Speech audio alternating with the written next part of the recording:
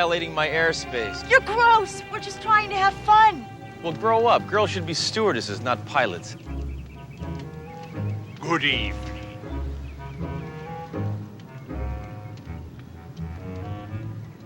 57, 58. What's the difference? 1, 2, 3, 4, 5, 6, 7. Watch it!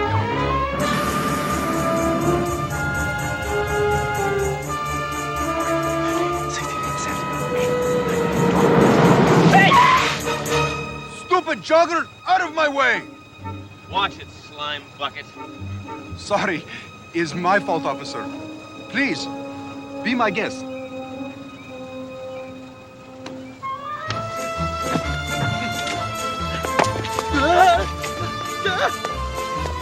Yet! Our orders are to take him alive. We will get him later. Spasista! Spasista! Spasista! All right, Commie. You're gonna lose the arms race and the foot race. No, pожалуйста, spasista! Please, slow down! Oh, this is typical. You Ruskies always have to cheat to win. No! Please, you have to help me! Hey, you're a communist. You're beyond help. Those men! They are trying to kill me! Good for them. God bless America! Now you're hitting below the belt, green card. Oh, no. No, please. Please. This better not be a trick. No, it's not trick. Come on. Okay. Thank you. Hammer, according to the embassy, this is Professor Vronsky. That's who I am. Well, if he's a professor, how come he doesn't speak English better? Professor, do you have any idea who these men were? I am sure they were the KGB. I escaped from Soviet Union 3 months ago. But I am not nuclear scientist. I am a humble agronomist. Well, you must be pretty valuable. They're very anxious to get you back. Yeah, what, you got a lot of unpaid bills over there? Charge too much on your Russian Express? Captain, don't you think we should call the CIA? No. The CIA could have the spies from the KGB. You can't trust any of them. CIA, KGB, IRS. No.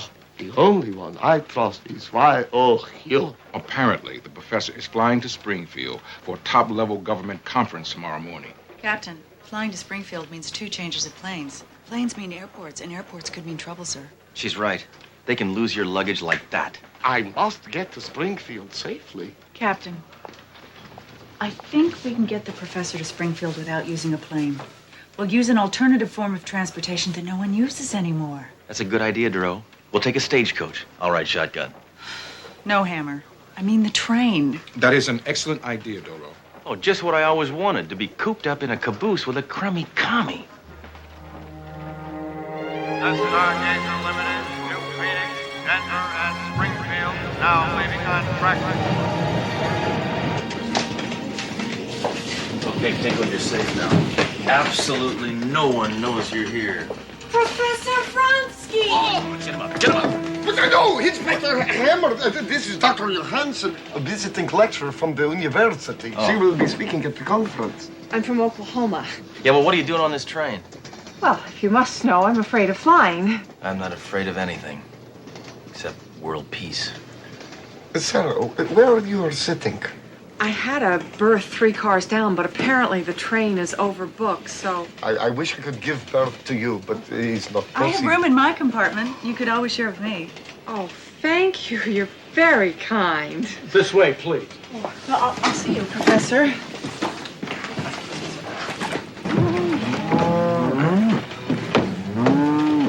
I knew the railroad was having trouble finding passengers, but this is ridiculous. I hate to think I'm sharing my room with a cow. Yeah, well, I vowed I'd never do it again.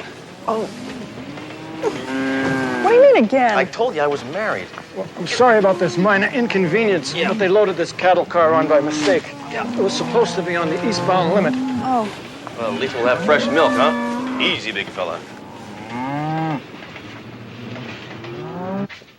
Here we are.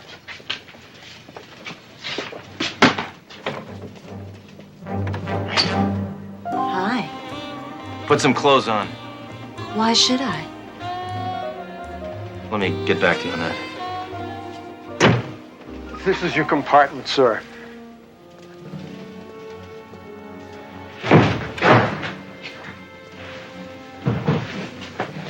Ladies, please. Have a nice trip. What's wrong? I have claustrophobia. I have spent once 10 years in cramped room like this. Where were you, in a prison, huh? No, luxury condo in Moscow. Oh, I must get some air. No! No way, Josejovich. I'll let you out there. You might get kidnapped. What, do you want your picture to wind up on a carton of borscht? No. You're right. Yeah. You're right.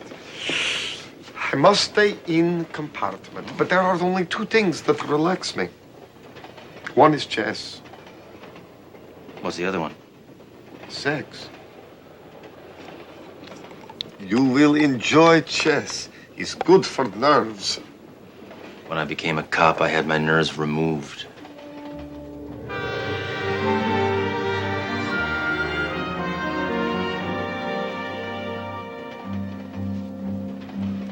Oh, look at those lines. That is one well put together piece of machinery. Rimsky. Korsakov. Come in, Comrade Barkovich. Since you incompetents botched the kidnapping, I've been sent to oversee you.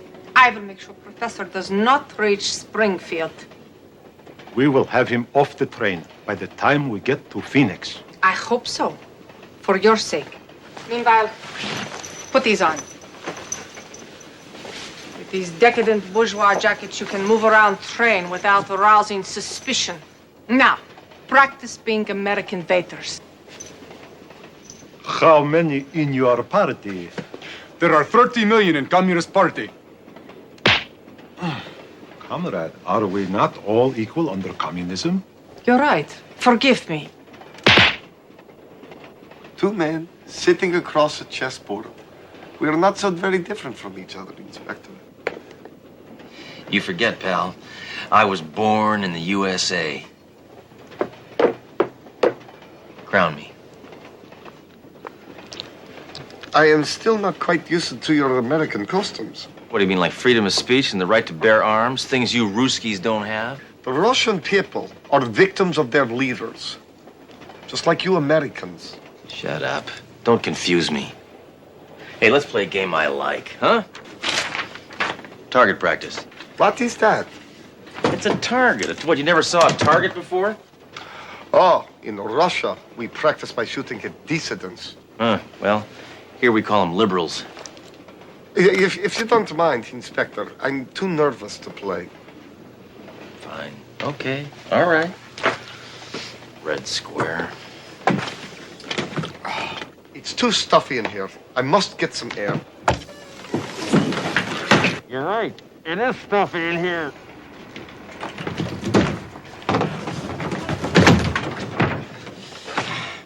Yeah, I'm gonna go out and check and see if it's safe for you to get some air.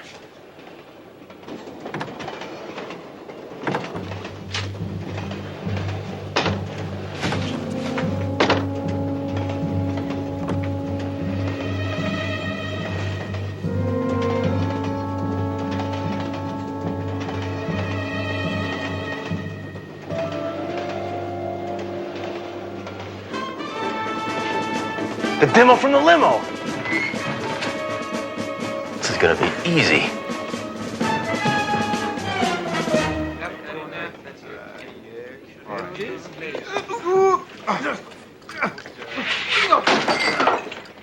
Here you are. I can What? Hey. Yeah. No! Who are you? Hammer. Sledge Hammer. This is the last car, Skomsky. I'm sending you back to Russia. And then after a long vacation in Siberia, you'll return to peasant life, settle down with your 300-pound fiancé, and go back to your job in the cement factory. Hey, what's the matter? You afraid of a little work? Lazy commie? So much for glasnost.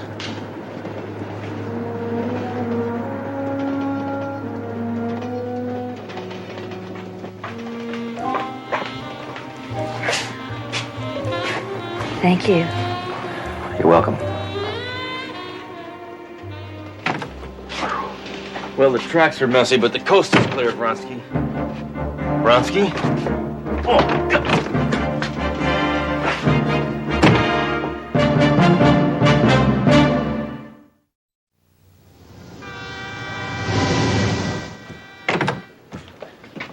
What are you doing? I lost my ticket Well, where did you see it last? in the professor's pocket. Hammer, you didn't lose the professor. Hey, give me a break, Dero. Do you know where he is? No! Okay, well, I saved him last time. Now it's your turn. Sorry, Professor. That was reflex.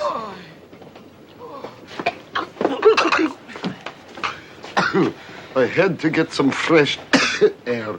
From now on, no one takes their eyes off the professor. Don't worry, Dero. I've got him.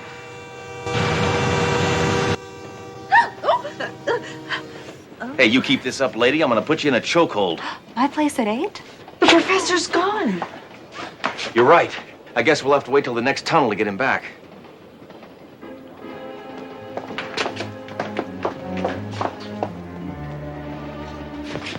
Excuse me.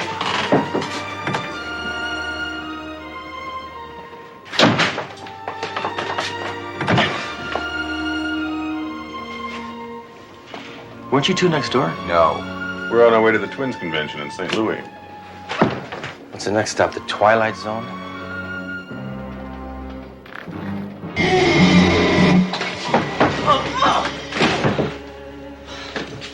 It's a funny place for a stop sign. Hammer, someone must have pulled the emergency brake to get the professor off the train. This is getting exciting, isn't it? What are you doing? Nothing. No, I just got to... No, here. Look, tell the conductor to get this thing going. I want to see if I can find the professor. Yeah.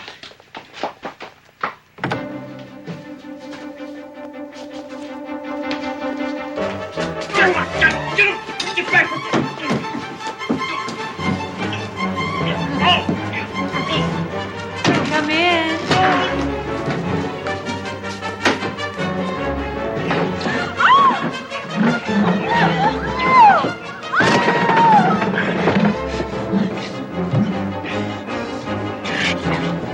Just as I thought, Calvin Khrushchev.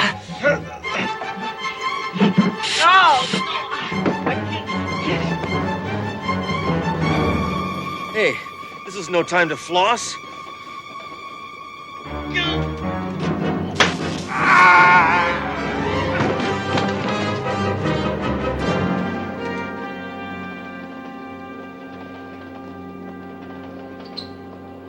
Hammer.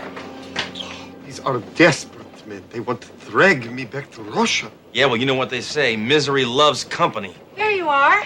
I was beginning to worry. Would you care to join me for dinner? Oh, da. Not me.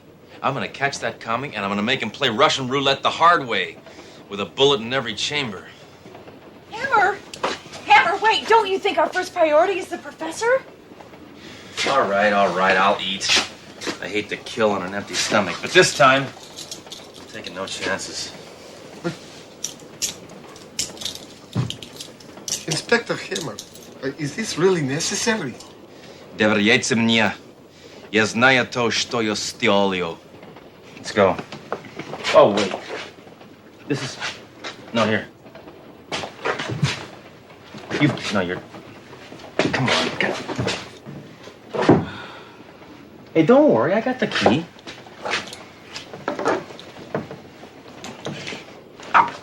Sorry. Oh. Hey, it's got to be here somewhere.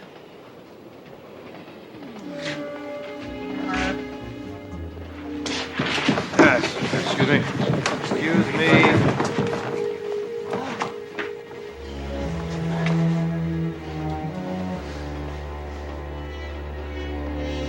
Why don't we go eat?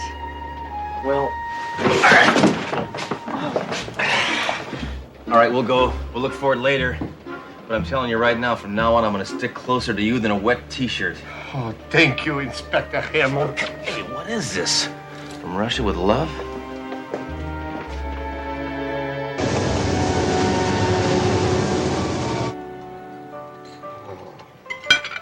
Professor, I don't understand why it is the Russians want you back so badly.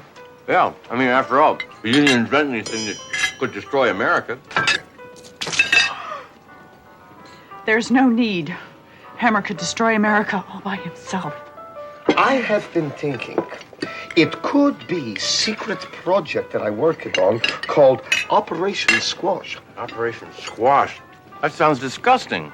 What do you mean, that they just would make us all eat squash? No, Inspector Hammer. Operation Squash is a plan to remove all the nitrogen from your soil.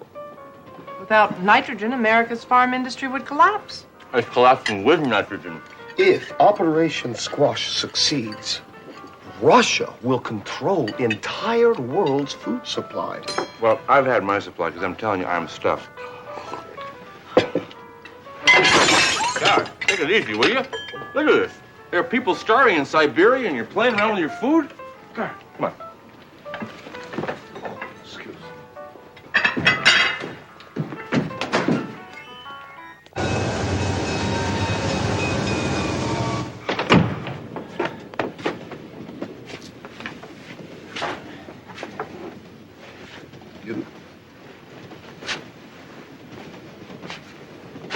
Wait.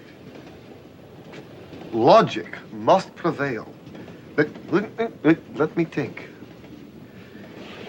It is impossible. Night, Sarah. Good night. Thanks again.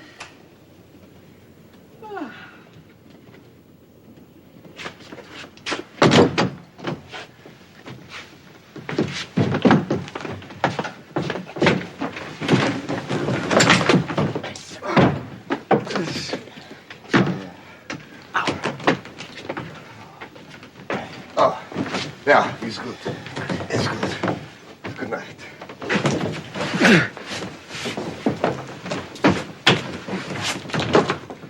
Maybe we... Excuse me a moment. No? Slowly, Professor.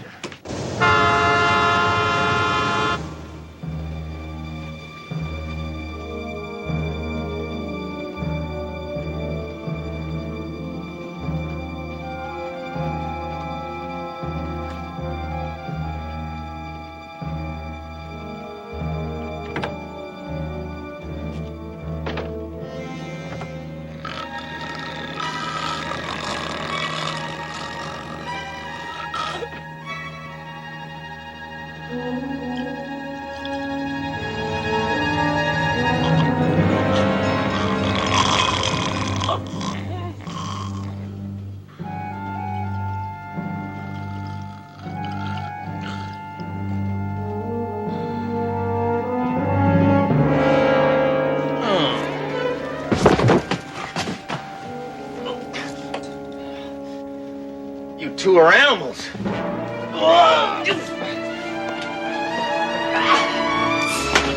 Capitalist fool. You're like everything else made in the USA. Cheap, shoddy, and worthless. Okay, lady, that tears it.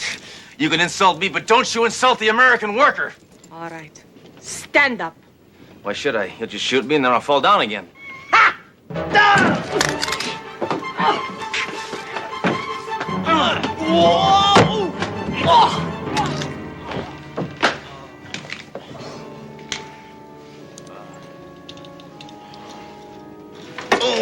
All right, Hammer.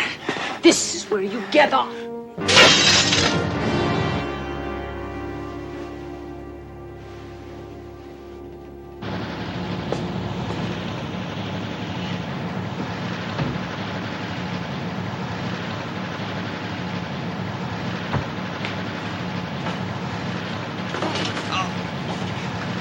Hammer? What is going on? Hammer!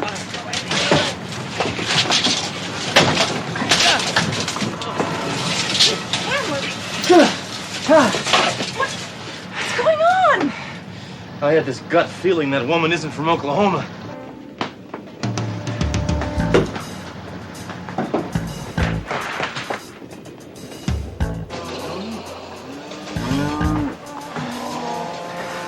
Okay, Drew, cover this exit.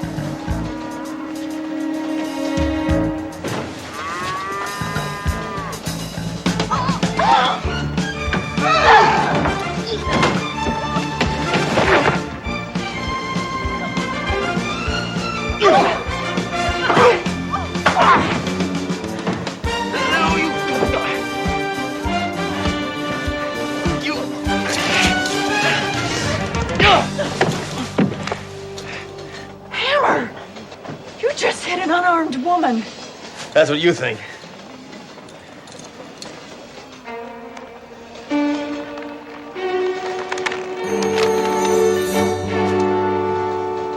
Oh, man. How did you know? I realized we both used the same aftershave lotion.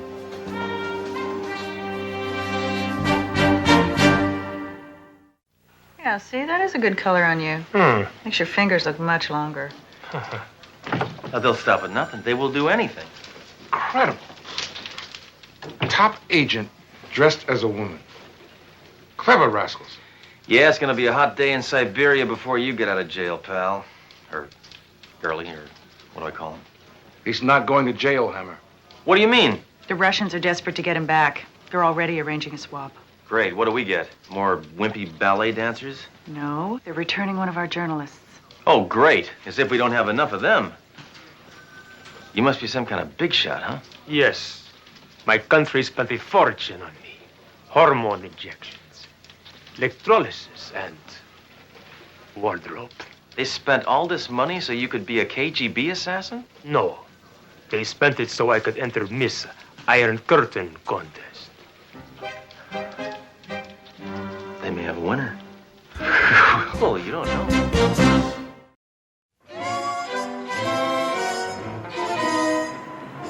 Daly, I'll give you one guess as to why I'm in such a good mood. Inspector Hammer has been kidnapped by aliens for use in laboratory experiments. Close. Hammer is going to trial today for murder. Captain, you don't seriously believe that Hammer shot Hugo Victor in cold blood, do you? Doro, what I can't believe is that Hammer shot him only once. Restraint is not one of Hammer's strong points. Captain, Victor is one of the biggest racketeers in this city. He had many other enemies besides Hammer. But none as psychotic as Hammer. You see, Victor beat every rap that Hammer ever brought against him. So Hammer finally snapped. I just don't believe he did it.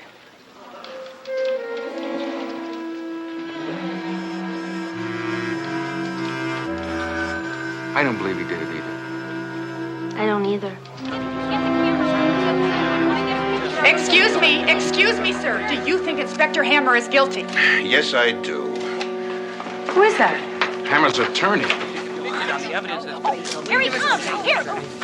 What happened? Inspector Hammer, Susie Shallow from Channel 6 News. How does it feel to be charged with the murder of Hugo Victor? I'm mad, that's what I am. Somebody else got all the fun of killing this cheeseball. Now I get the blame. So why don't you go cover a bake-off? The death of Hugo Victor, tragic accident, or public service. Susie Shallow, Channel 6 News.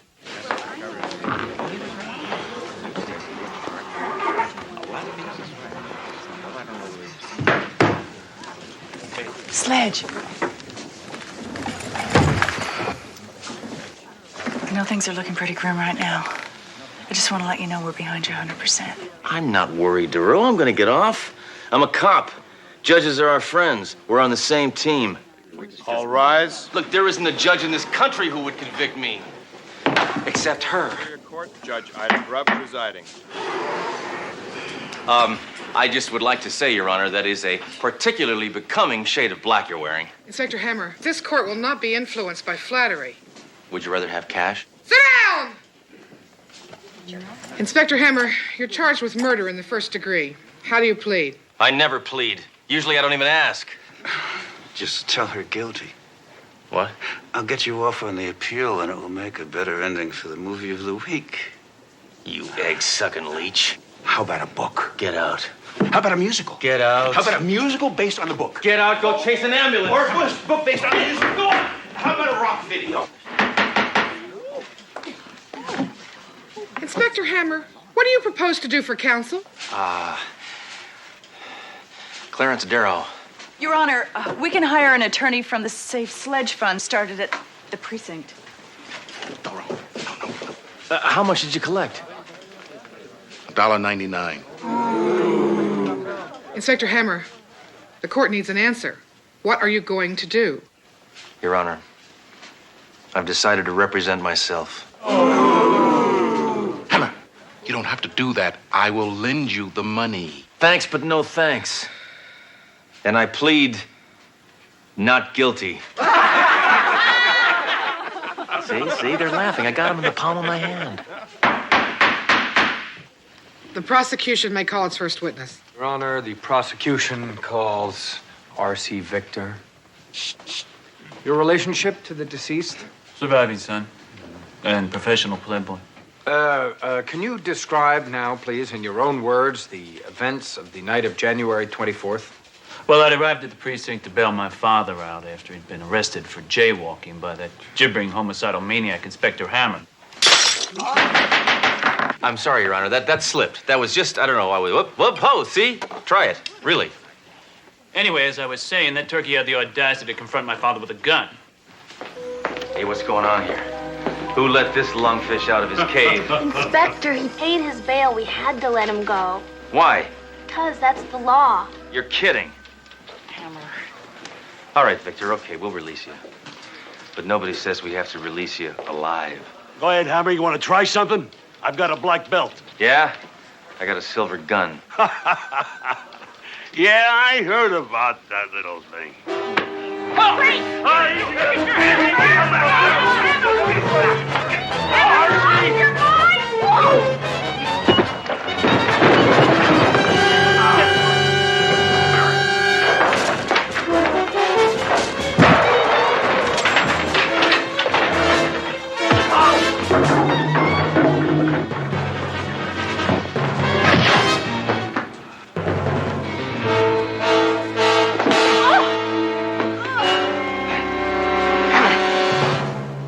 Going on out here? Oh, I was just demonstrating some low-impact aerobics with Officer Smith here. Hammer! I'll see that you're busted down a Cubs down for this! You just want to see me in short pants. Listen, you miserable can of tuna. I'll get you if it's the last thing I do. And the next day, Inspector Hammer shot my father. No further questions, Your Honor. Inspector Hammer? Yes, I was wondering if I could take the witness into a dark room with some rubber hose just for a short time, Your Honor. I object, Your Honor. Okay, I'll use a lead pipe. The witness may step down. Prosecution would like to call Mrs. Rebecca Manderley. Mrs. Manderley, would you tell the court the events of the morning of the 25th? Certainly. Inspector Hammer here came to see Mr. Victor that morning. I showed him into the study, and a few minutes later, I began to hear all sorts of cursing and shouting and crashing, and, well, suddenly there was a gunshot. I ran to the study and... Oh, faith and be good.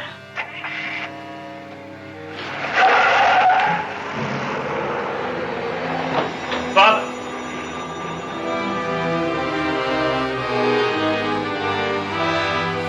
Mrs. Manderley canceled my father's golf appointment. It was Inspector Hammer I saw in his car driving away that morning. No further questions. Inspector?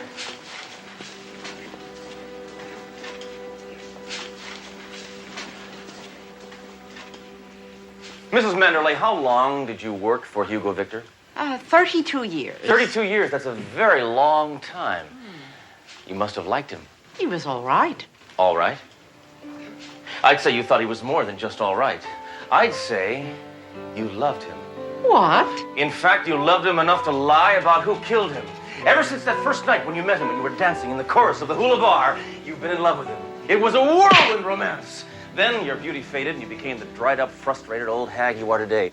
But your love burned ever brighter. So you took any job you could just to be near him, and you became his housekeeper. You may as well admit it. You were addicted to love. But then he got a new girl, a younger, a prettier girl than you. A girl who had a gun tattooed right on her... Well, anyway, she was cute. You couldn't stand it. You couldn't take it anymore, so you stood behind the study door, and you waited until I left, and then you shot her in a fit of jealous rage. Now, that's really how it happened, isn't it, Mrs. Manderley? Gish posh and nonsense. Hugo was terrible in the sack, so I dumped him. But he always paid a good wage, so I stayed on. And that's the end of the story right there. Aha. Well, it was worth a try. No further questions, Your Honor.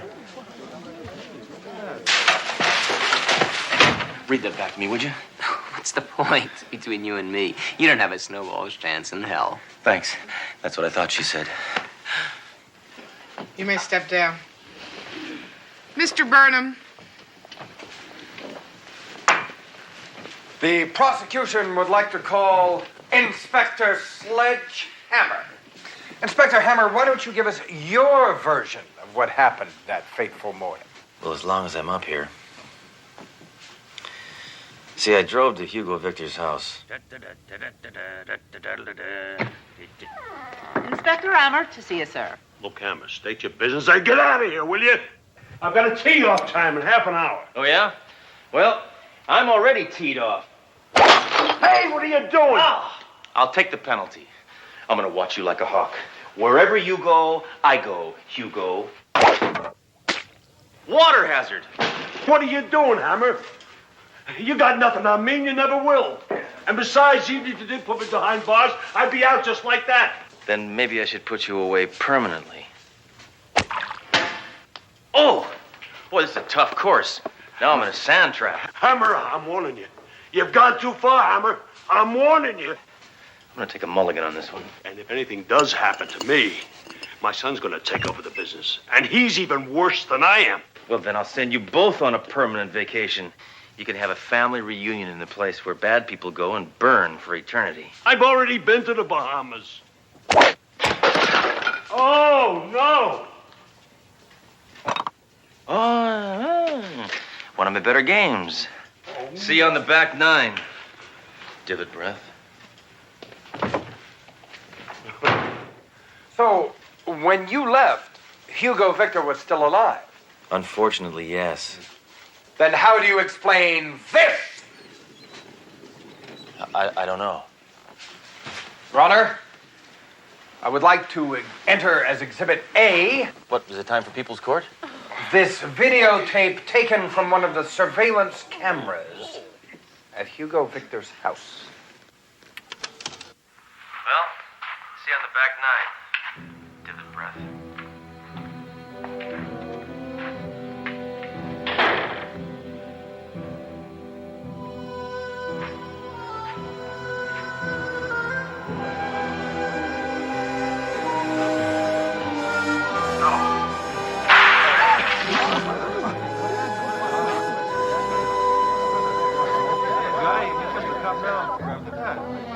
Can I see that part again where he gets shot? Recess! Inspector Hammer, what do you think of the videotape we just saw? Well, I didn't think it had enough action, but it had a great finish. On a Hammer scale, I'd give it 4 bullets. Well, do you think that... Hey, I never think. That's what makes me a good cop. Now, will you get off my back, you prattling parasite?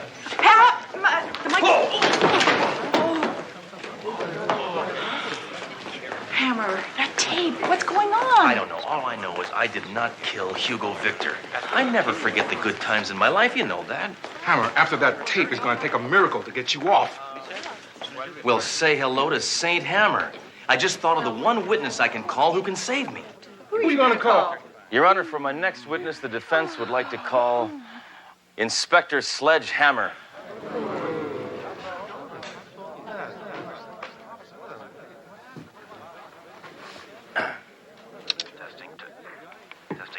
Testing one.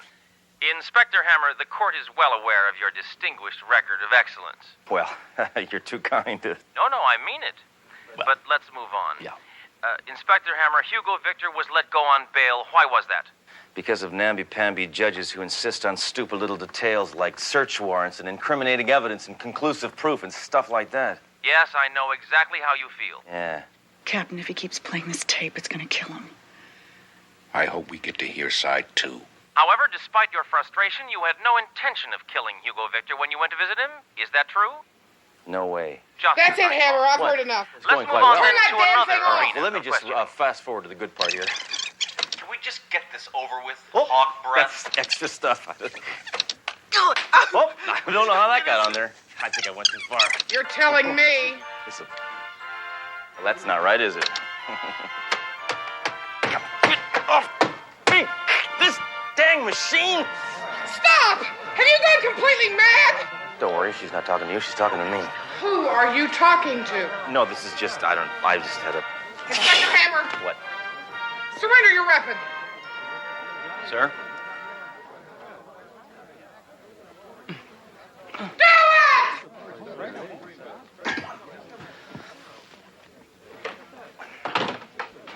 Your Honor, for its next witness, the defense would like to call Detective Dory Durow. This is where we get him on the run, Durow. Detective, will you kindly tell the court exactly what I said when I heard that Hugo Victor was going to be released from jail? Now, I want you to tell the truth, the whole truth, and nothing but the truth. The whole truth. Sledge, I don't think that's a good idea. They're not going to understand. Detective, please. I'm sure you have nothing to hide.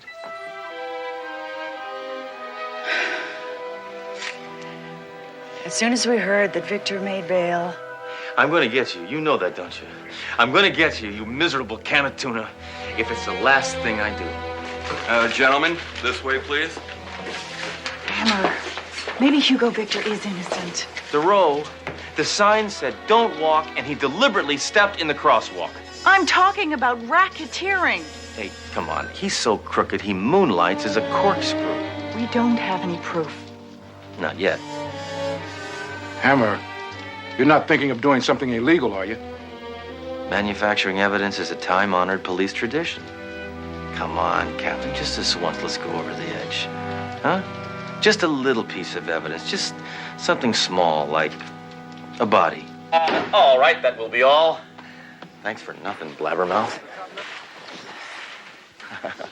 Your Honor, are your shoes too tight? I just was checking. For my next witness, I would like to call Captain Trunk. For my next witness, I would like to call Captain Trunk. Captain, please. Captain Trunk. Captain Trunk, have you ever known me to be violent or irrational? Let me rephrase that. Have I ever been violent or irrational, but without a reason? Your Honor, do I have to answer that? Why don't we just skip ahead to the multiple choice? Would you please describe to the court the events that took place after I returned from visiting Hugo Victor? Hammer, you don't want... Trust me. I know what I'm doing. Okay. Well, it was like this. Hi there. Oops. Whoop. Well, I just thought I'd come by and say hello to you two. It's a beautiful, beautiful day, isn't it? It's a very natty tie you're wearing, Captain. Hammer? Have you been whiffing gunpowder again? No. See, I just returned from a very successful meeting with Hugo Victor, and I think our problems are over. Hello? And that was the phone call that informed you that Hugo Victor was murdered. Yes. Now, would you describe to us your exact thoughts as soon as you found that out? No, you didn't do it. It's finally happened, and now you've gone and done it. I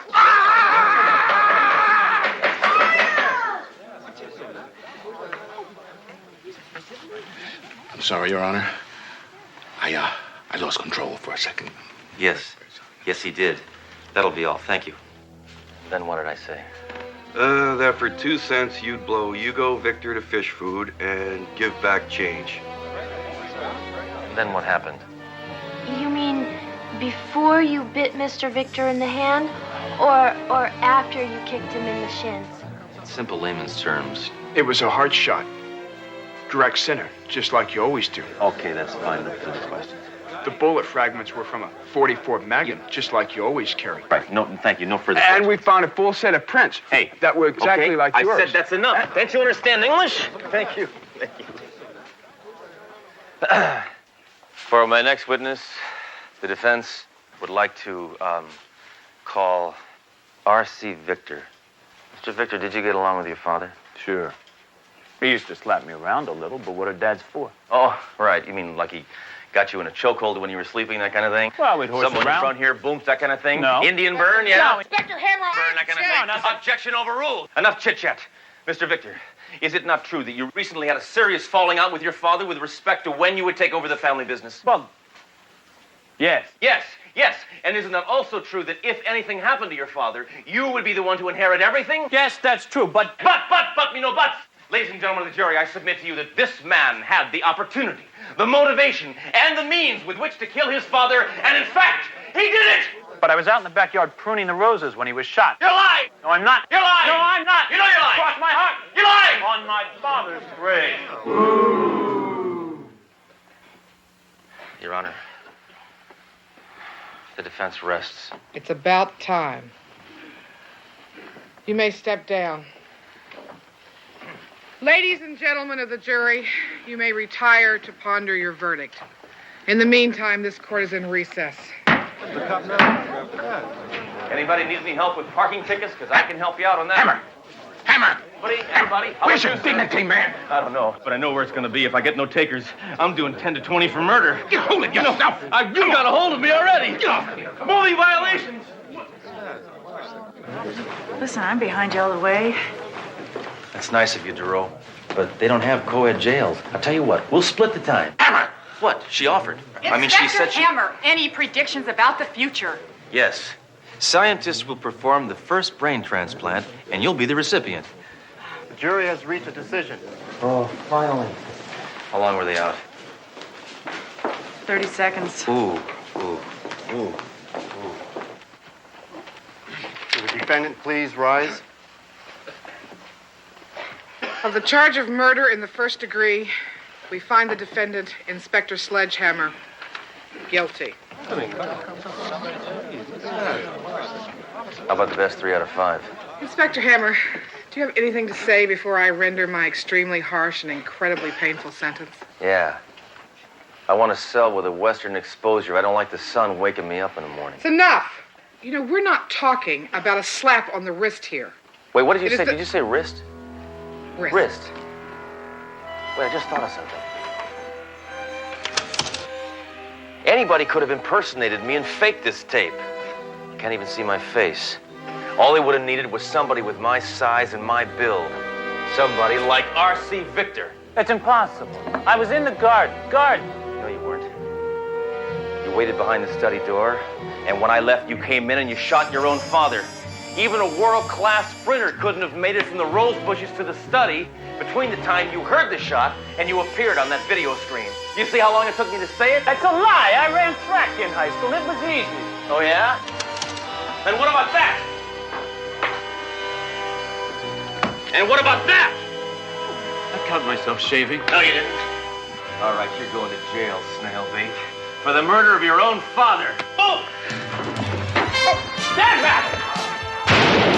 Hey, thanks a lot for taking away my gun, Your Honor. Nag. Out of my way, creatures! As you can see, a mild gunfight has broken out here behind me in the courtroom. Nuts.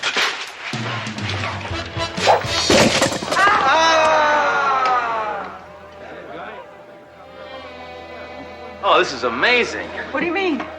For once, the press came in handy.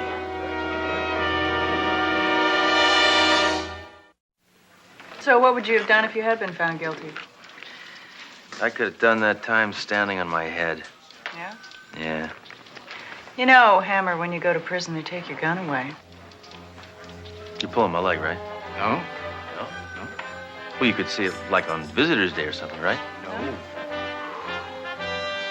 That's cruel and unusual punishment. Yeah.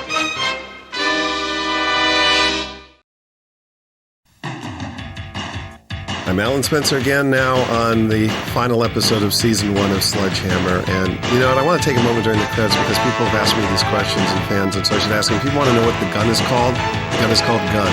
That is the gun's name, not Hazel, not Yahweh, not Morris. It's just Gun. People always ask me, what happened to the gun? Where is it now? The gun is actually stolen, and I'm not joking. The gun was stolen and used in a robbery, apparently. That's what I heard. Just like the episode, Have a Gun, Will Travel. I wonder when the robbers used it, they said, this is as seen on TV, this gun. I often wondered if that's what happened, but unfortunately that's the case. I don't know if it ever came back. But this episode was the final episode of the first season, and I thought was the final episode of the show in general. But this turned into my own personal Springtime for Hitler, where you're supposed to close it one night and you expected one result and got another one unexpectedly.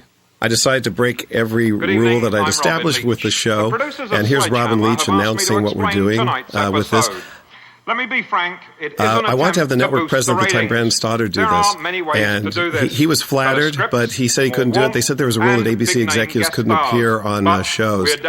Other networks didn't have that one because NBC at the same time had Brandon Tartikoff, who would appear on Hollywood Squares and host Saturday Night Live. They were all over it. They were all ham bones, those guys. And Warren Littlefield would appear on sitcoms. He played himself as the president of NBC and wasn't believable doing it. So, I mean, I don't know what that says about him. But here's Robin Leach, who's a cool guy, who used to host the show Lifestyles of the Rich and Famous, which is coming back on soon. But it's called the Republican National Convention.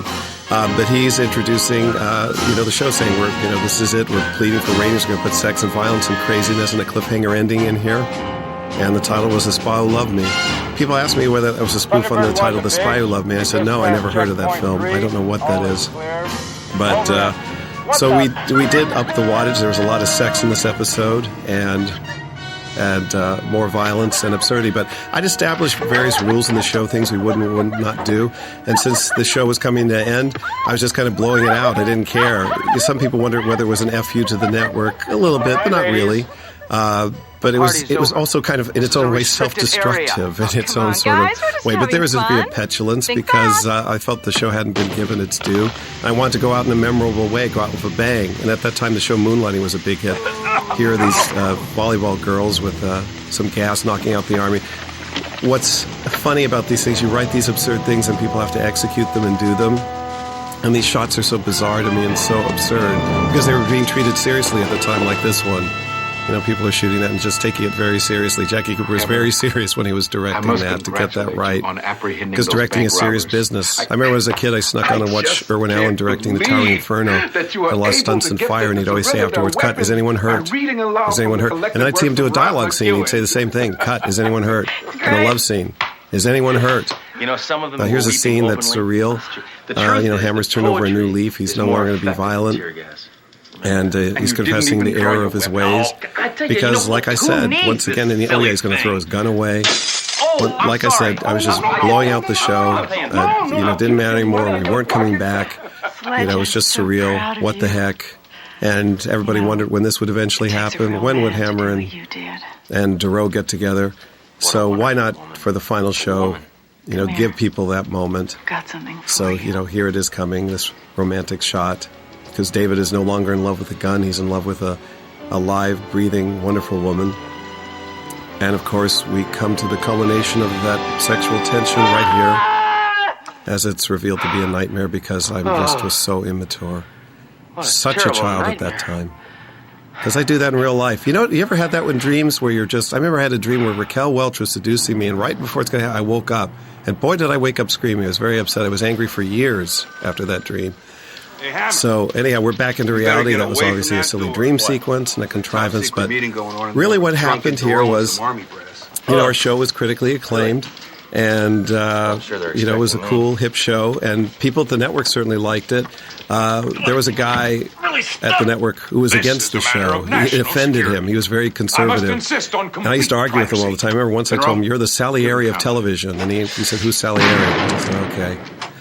By the way, that guy playing the general there, Lance Legault, very talented writer, actor, I think musician, too. I think he's a friend of Elvis. In all honesty, I think he's a friend of Elvis. He's playing the general there. It's always funny to have hip people playing the conservative types. But basically, the show, I did not anticipate to come back. This guy at ABC was not a fan. And he fought to get it pulled off the schedule when we had at least a couple of more episodes to air, because there was a TV version of the show Starman that he wanted to try instead of in our time slot on a Saturday.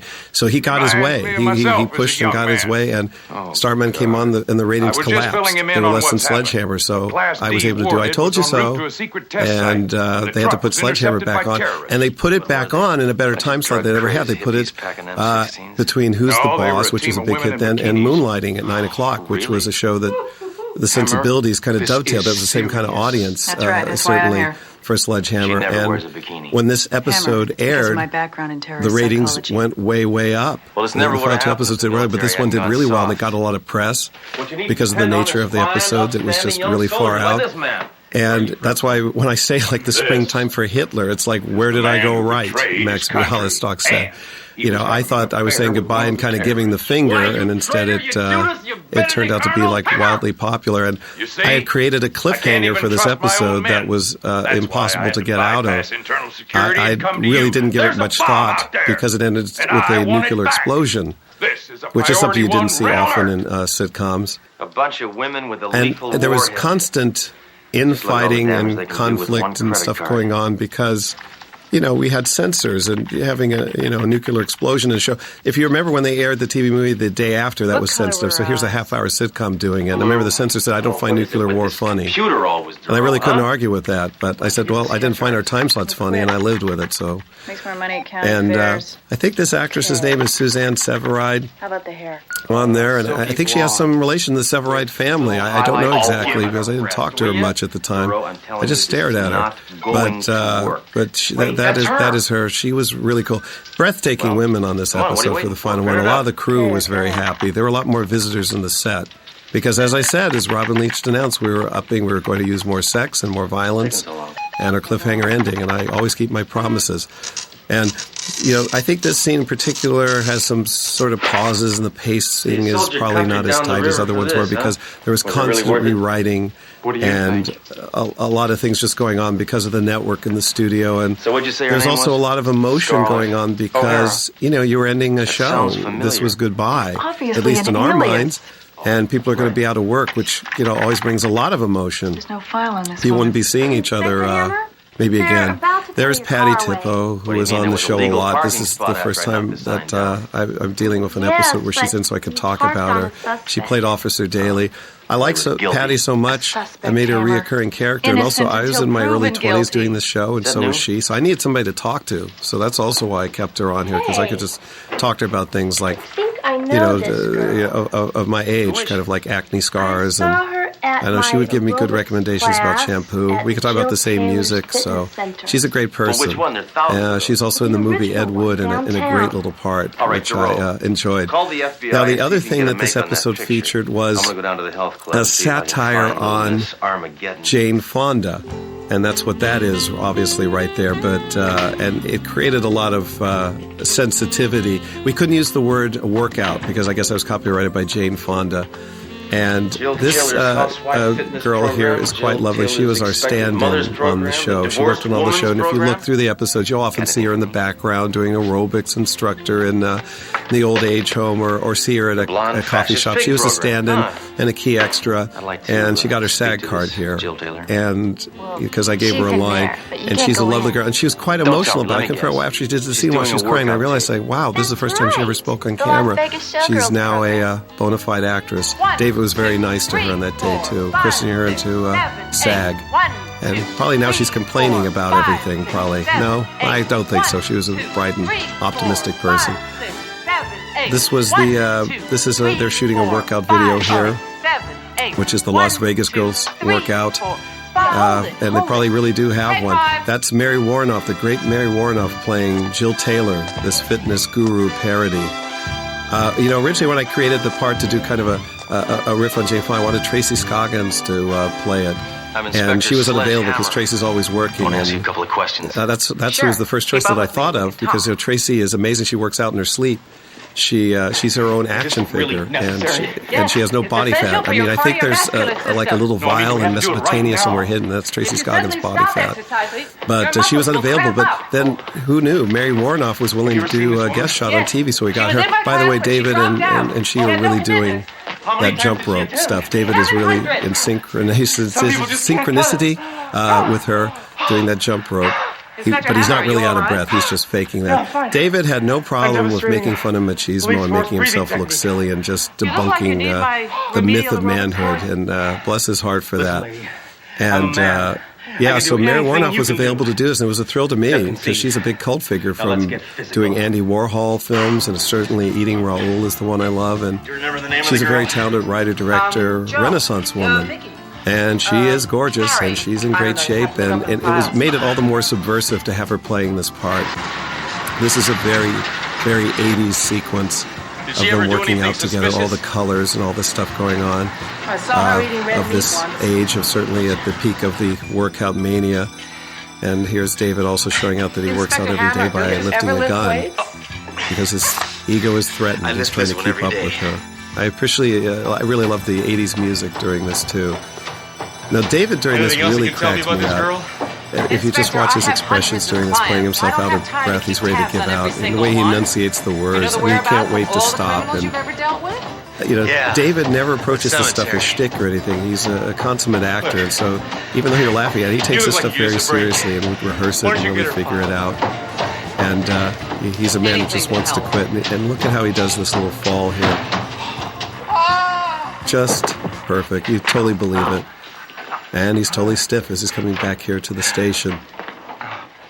And it was so funny because just to this day, people talk about this episode a lot, and they still write about it because season cliffhangers are usually a topic of discussion. And it just was so funny because everybody figured it out even before we started giving interviews, but they pretty much figured it out that we didn't think we were coming back, and that we were just giving the show the ultimate send-off, and then we got this surprise renewal. And I wish you could have seen my face when I got the call that the show was renewed.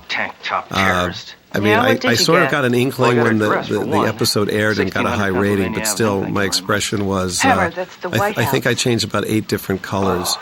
And when I woke up from the floor, I did make a promise, which was that I was not going to make it a dream to get out of this cliffhanger. That was in...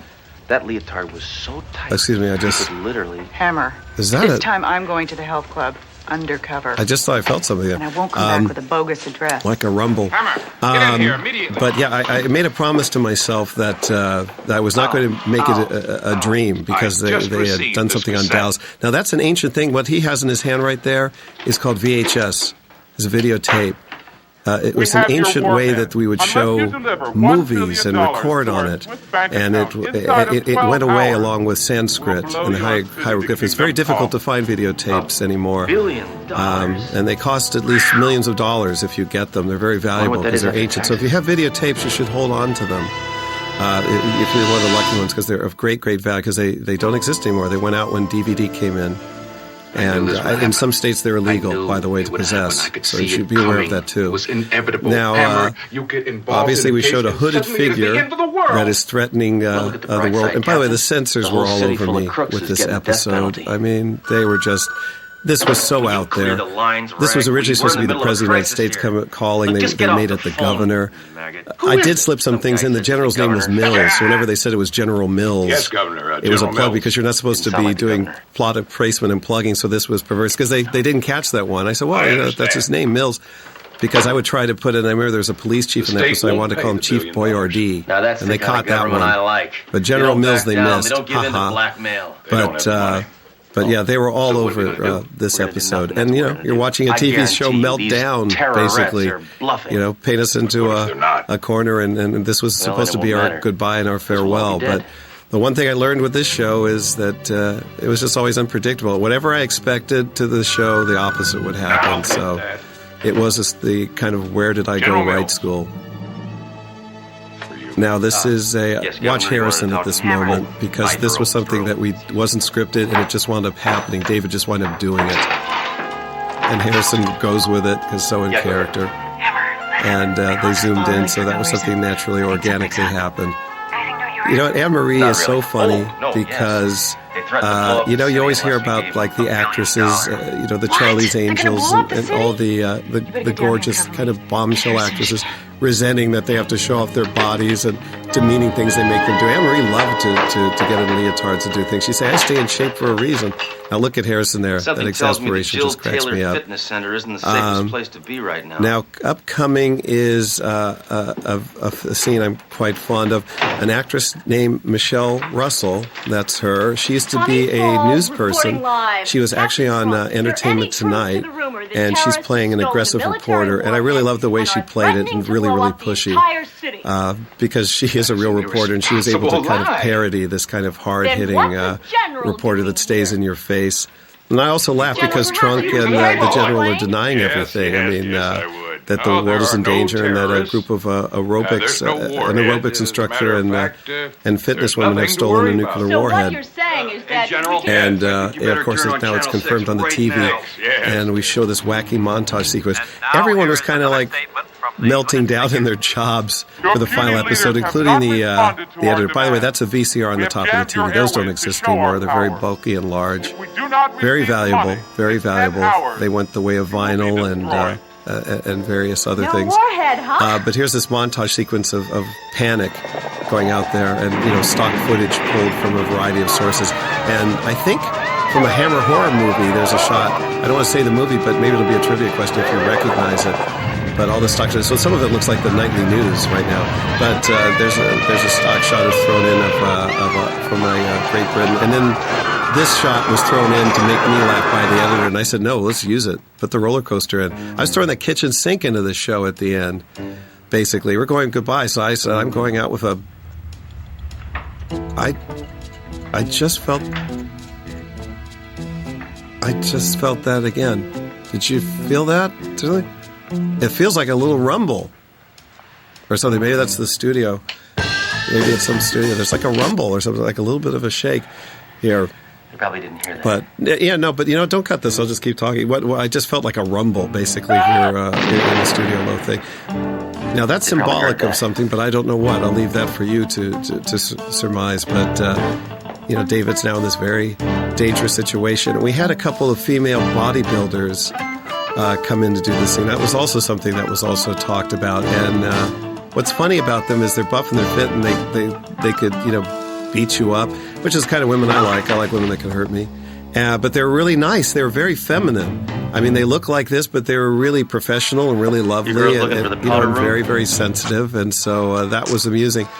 Now, this was totally gratuitous, and we used little wires and to pull the clothes off them there. I may have been pulling one of the wires. I just felt this again. Just felt this. I just felt. That's very symbolic. Even the censors caught that. If there was a bizarre message being sent from that, they said, "Watch phallic images." I said, "Okay, all right, duly noted." Duly noted. This is a little sequence that I enjoyed just because of the way David did this. He really struggles with it and goes down. And also he makes a little sound. When children are playing and they do punch you. It cracked me up because when he hit the ground, he went so he did his own little sound effect. Now this is of course we do this little video effect now. Now it would be done much better, but this is at the time this is what we had. And there they are, upside down dangling in this bizarre situation. This is just such a strange. It looks like The Empire Strikes Back or something combined with a fitness video to me in some way. There's Vader. But it was amazing because Anne-Marie is in such perfect shape. I mean, she just hang out. She's like a bat. She could hang upside down all day and not have a problem with it. But she loved wearing that leotard and showing off that she was in great shape. There's a topical joke that comes up at the time, too, because the show Moonlighting was on the air. And Moonlighting was notorious for being in repeats a lot, for not coming up with new episodes, for being behind schedule. So I had Mary Warrenoff's character. She's making all the demands that she wants from the world as far as money and gold bullion, and she wanted a new episode of Moonlighting every week. So that's why she said that, because I was envious of Moonlighting, because I wish I could have taken a week off or had more time to work on these things, but they're a huge juggernaut hit show. And a really great show, too, from a great producer, Glenn Gordon Caron. So, believe me, that was an affectionate little jibe, and it was also a tip of the hat and a compliment to the show Moonlighting. There were a lot of inside jokes in this episode. They're being lowered into the hot tub, which was very dangerous. Also, throughout this episode, like the one behind the camera, and people who worked on the show were making little appearances because we did not expect to be coming back. I guess this is the end of a good And I laughed when Harrison Page, I'm really gonna miss my gun. He's such a sane guy and such a sane character, because when he comes in, just the way he reacts to this whole sequence, because we did bizarre things and wacky things, but I always tried to keep verisimilitude, and this time I just went for it. We're out to lunch. But watch Harrison as he reacts to everything he's seeing here, just trying to figure it out. So, but people throughout the show, are appearing here. And there is a direct joke. Now, this is important. That's symbolic, and I won't say what that Across means. the country, in But bars, if we did now, we'd probably put a bowling Viagra pill in the every day barrel. will be ladies' day. But, Harrison here said something about, your show's been canceled talking to the villain. Hammer says, you talking to me? So, we were playing around with this kind of thing, which was unusual at that Jill time. Taylor, I mean, now the The Simpsons power does all mad this kind of extortionist, and a breaking threat the to fourth wall. democracy. Yeah, not only that, but her health club stinks on That's- ice. It's an earthquake. You think you're safe? It's shaky. This is an earthquake. Do you Set that feel it? bomb to detonate in 5 minutes. God, tell us where it is. Never. No, wait, no, I don't want to. Wait a second. This is a rephrase that. This is a shaker here. It's not. It's relax. It's okay. Well, no, I'm just. Should we stay in this? Are we okay to stay? Oh, we are. Oh, so we should just keep rolling. It's an earthquake. This is interesting. An earthquake is like hitting as we're doing. Okay, well, I'll keep going. No, but an earthquake is a little earthquake kind of hit here. We're recording this in California, and earthquakes happen all the time. We just had one in the studio, but that's funny. You know what I remember? There was a W.C. Fields movie where he was shooting, and an earthquake hit, and they left it rolling. So, we should just leave that rolling because that's kind of cool. That earthquake is part of the history thing there. I hope it isn't a big one, but... Well, did you just hear that roll? It's hitting again. Wait a minute, that's pretty big. That's pretty big. Can you see? Jay, can you go to the window? Can you go to the window? Look at that. What are you seeing? Is it shaking? That's a shaker. Wow. Okay, but it's... Well, we on? Wait, no. So we're on the second floor. Maybe we should get out of... Boy, to see the building. Shaping up. You just see it? Bad. Whoa, this is like... No, my chair just rolled. That's a big one. Is this an aftershock, or is this the same... Is this the same one going on? Let's not... I hear a car alarm out there or something like that. I don't know why you stay inside. There's no duck and cover in here. Why don't we just finish it up? Okay, I'll finish it up. Okay, well, we could clip that out. But, Hammer, you can't defuse yeah, that we bomb. could clip that out. That's bizarre. What are the odds, too, for this? See what I mean with this show? You're doing the commentary in this episode. So here, David is... we lost my place here. Well, maybe we'll back it up and do it again at some point. Yeah, but there's a stock shot of the nuclear. I think the first time in a situation comedy that you saw a mushroom cloud, a nuclear thing. This is a stock shot from Beneath the Planet of the Apes, one of my favorite relationship movies. Because actually, that was the way I want the show to come back. Everybody be mutated apes, Hammer and DeRobe to be at the Statue of Liberty. I'm sorry, but that's another one. I know, that is really big.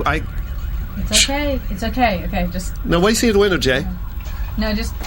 There's cars coming. There's like one cop cars coming down the street. The cop cars? Okay, then we should get out of here. I want to see here, make sure everything is... No, I mean, there's glass in here and everything like that, so we need to get out of here or something like this. Man, it's just like living in California. It's so bad. Man.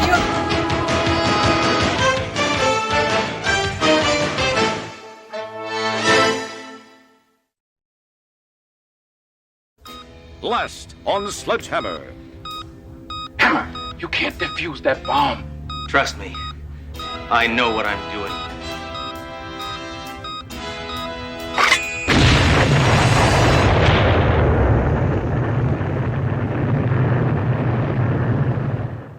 The following season of Sledgehammer takes place 5 years before that nuclear explosion. Thank you.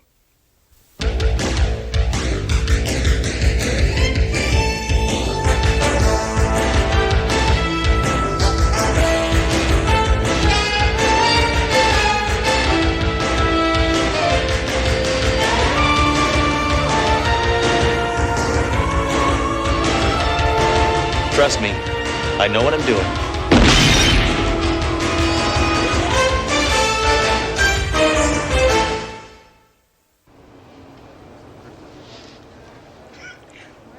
In just a moment, police detective Chris Raker will take the stand against reputed crime boss Johnny Red Shoes Haggis about his role in the murder of former district attorney D.A. Burnham. This is Amy Porter reporting live. Now.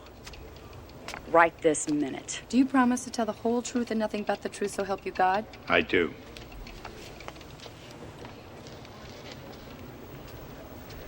Detective Raker, please tell the court exactly what you saw the night of June 20th, 1986. Well, I observed Mr. I observed Mr. Johnny Red Shoes Haggis.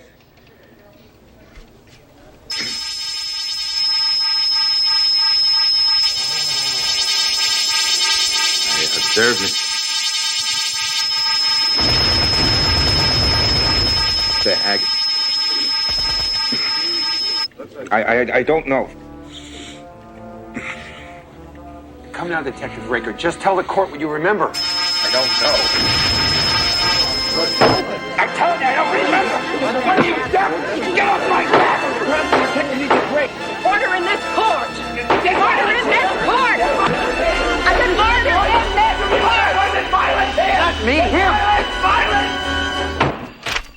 In all my years in the force, I have never been this disgusted.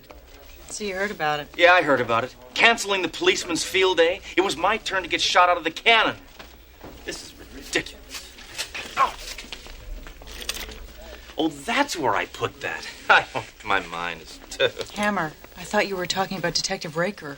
Raker? Who, Chris Raker?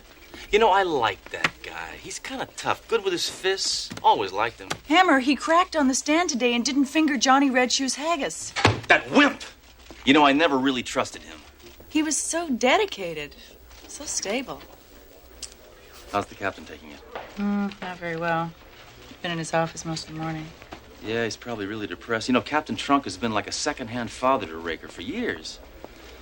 How sharper than a serpent's tooth is an ungrateful punk.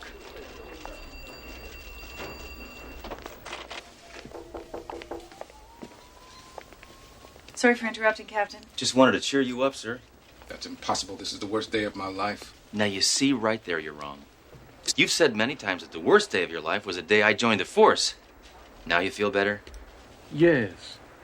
Captain, I'm sure there's a reasonable explanation for Chris Raker's sudden breakdown. Oh, it's obvious what happened.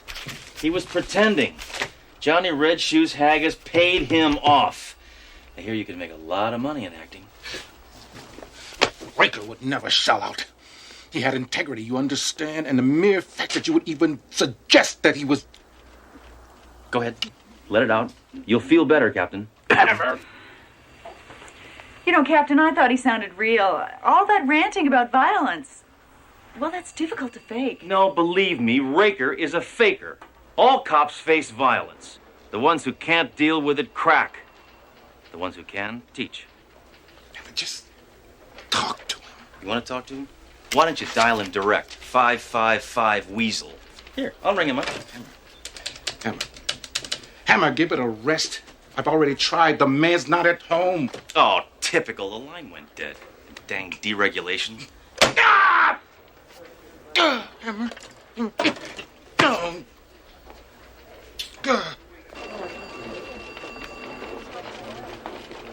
Hey, Hammer. How's it feel to be the second craziest cop on the force? What was that, Major? I asked you how it felt to be the second craziest cop on the force. Oh, I thought you said laziest. Sorry, my mistake.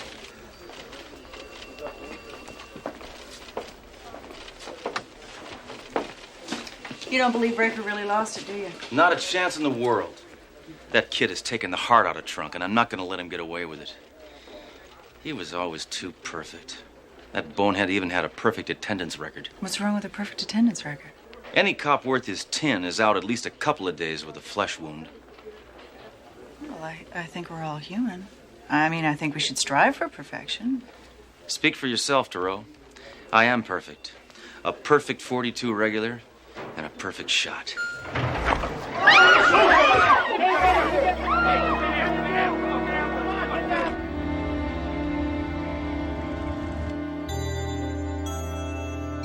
I started VVC after the network forced me out of programming. They said my ideas were too high concept. You tell me, what's wrong with an alien puppet living with a suburban family? Okay, it's stupid. But what's wrong with it? I think it sounds kind of cute. Cute! There's too much cute in the world. There should be an alternative. You've heard of reality programming?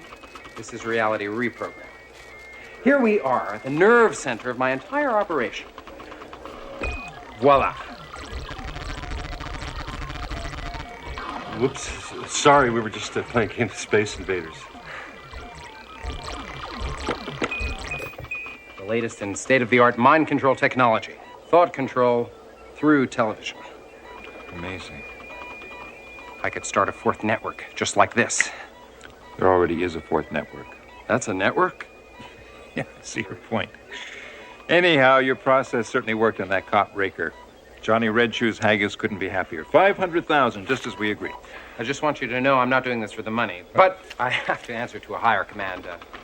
My 2-year-old son. This is all very, impressive. Mr. Smartikoff, I'll be leaving. But this is only the beginning. I've devoted my whole life to TV. Man has only begun to scratch the tip of the iceberg of the video age. Look, I'm really not into television. I only watch PBS and Nightline. But someday you'll really be into television because it will rule your life. Man will never have to leave his couch. Brother, you will even travel to foreign lands by TV. Actually, I enjoy flying. Ultimately, man and TV will combine to form a newer, higher being. Yes, a super race. Smarter, brighter, new and improved. And it will all start here and with those who watch it. Yes, the rulers of tomorrow sit in front of the TV today. Oh, another new sweater? Come on, Theo.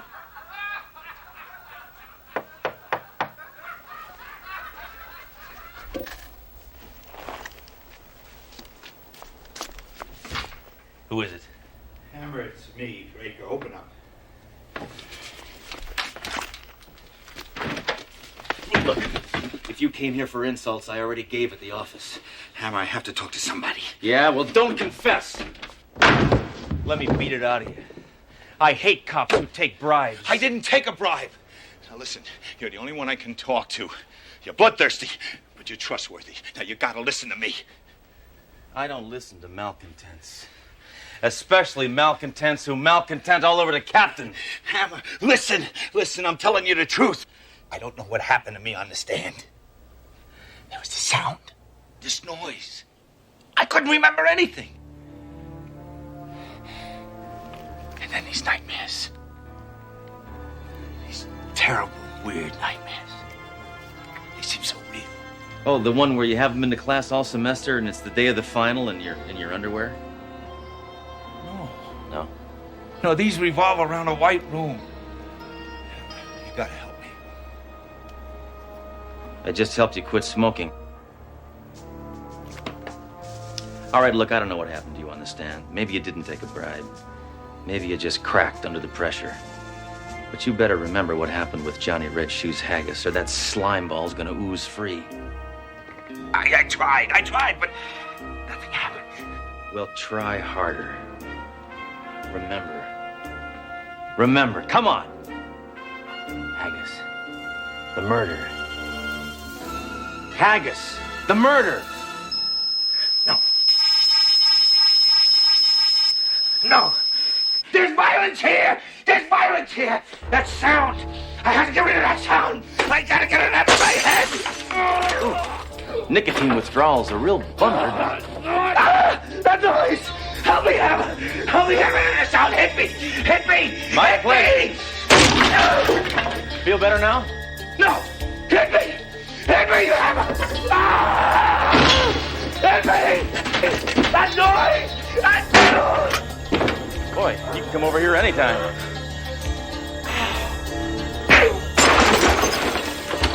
You just bought the farm, Fink.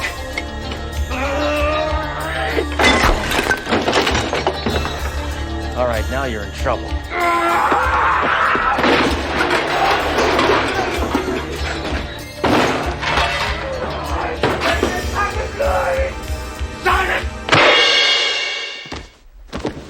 I love it when company drops by.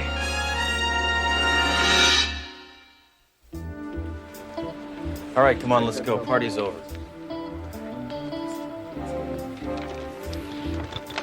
Okay, people, let's clear it.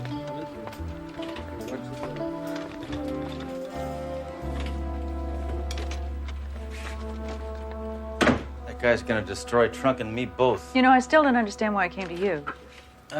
Felt safe here. You know, when Raker rushed in here, he was shaking worse than a rumba dancer. He had that look in his eyes as someone who just stepped over the edge. I've seen that look before. Yeah, in the war. No, in the mirror. Sledge, what do you think made him break down? I don't know. All I did was ask him about Johnny Red Shoes Haggis, and look what he did. Think I'm gonna lose my security deposit? He required one? Can you remember saying anything that might have set him off? He came in here, he was raving, he was ranting, going on about noise. He said the noise and something about nightmares. Nightmares. What did he say about nightmares? All he mentioned was something about a white room. White room. White room. I've read something about that. Look, another article. Now, what magazine is this from? Reader's Digest. Oh, well, can't get more authoritative than that. Already, advertising agencies have expressed an interest in mind control techniques such as the KGB's White Room process. That's all it says. It's the condensed version. That's it. The White Room.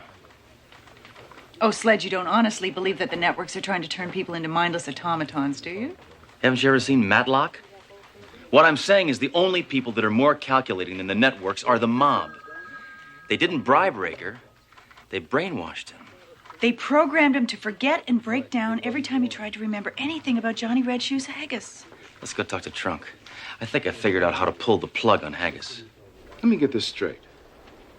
You want me to spread the word that you've got new information that will put Johnny Red Shoes Haggis behind bars for good, and that you're going to testify tomorrow. Hammer, that will never work. Yes, it will. We'll get a woman to start the rumor. Want to do it, Duro? I'll get somebody else. You see, sir, the guy who got to Raker is going to try to get to me before I testify.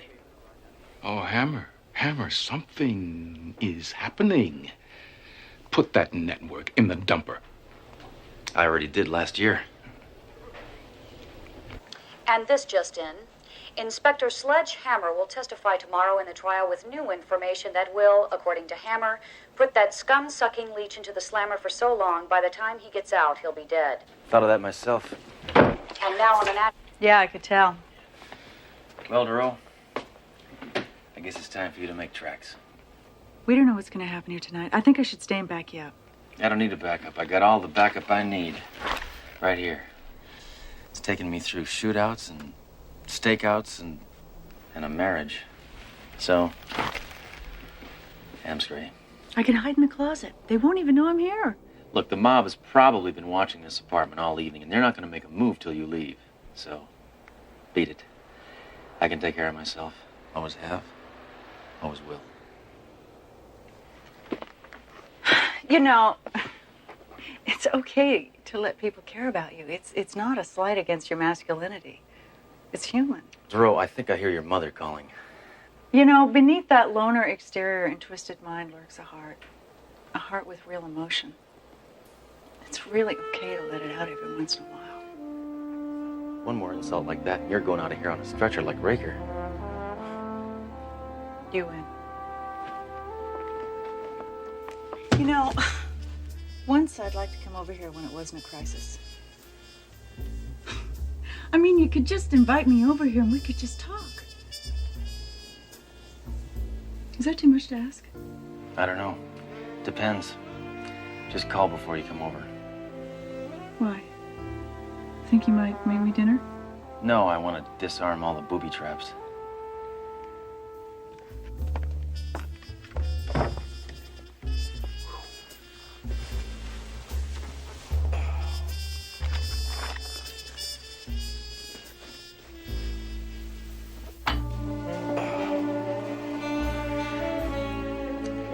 Good night.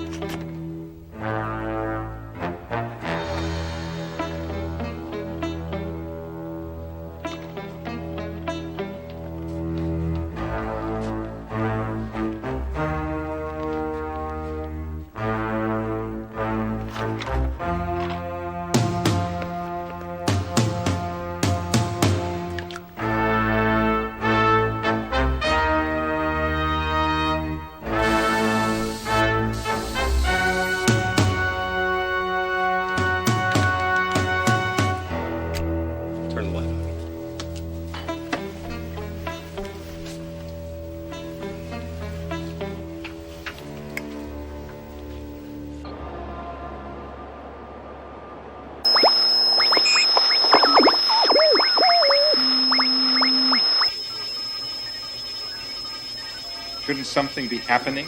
Smartikoff?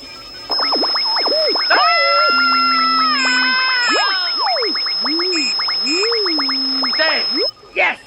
No cartoon first. Look, Johnny Haggis wants results. I don't know what he knows, but I want him not to know it. You know? I know. Look, if we can't brainwash him, let's brain wax him. Go to level 3. Dishwashing liquid, toilet paper, TV dinners, soap, trash bags, deodorant, breakfast cereal, tires, toilet paper, TV dinners. Finally. Jell-O. Let's get down to business. Take notes. Inspector Hammer, tomorrow, whenever anyone asks you anything about Johnny Red Shoes Haggis, you will forget everything. Is that understood?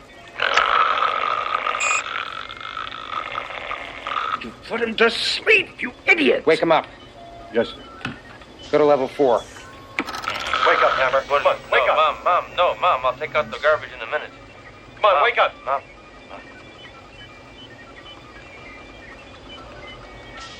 At level 4, we associate scenes of extreme violence with our command to forget a certain topic. We could turn Oliver North into a bedwetter. So better work. We're running out of time.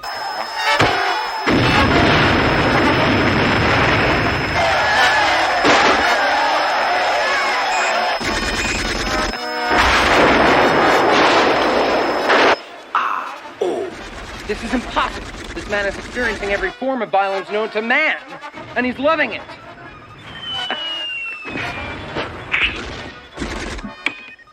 Hey, what are you doing? It was just getting good. You know, you guys should release this in cassette. You'd make a fortune. That will be enough, Inspector Hammer. Could you at least make me a copy? VHS? I'm losing my patience. So am I. Give me a gun. Let's kill him. Are you mad? Of course I'm mad. Would a sane man work in television? But there must be another way. You're right. Forget it. You guys can't scare me. You can turn my stomach, but you can't scare me. I'm a brick wall. The only guy who can reach me is me, and I'm on my side. That's it. His conscious is too strong. We'll reach him through his subconscious. We'll reach him through himself. Begin facial topography sequence. Convert my voice to Hammer's.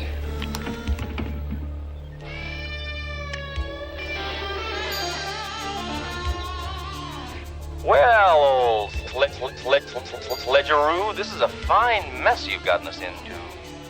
Us? What is this, some kind of joke? Oh, no joke. I am you. You will do what I say. You're selling encyclopedias. I'm not buying any. Why am I talking to you? You're not real. I am real. Yeah, can you do this?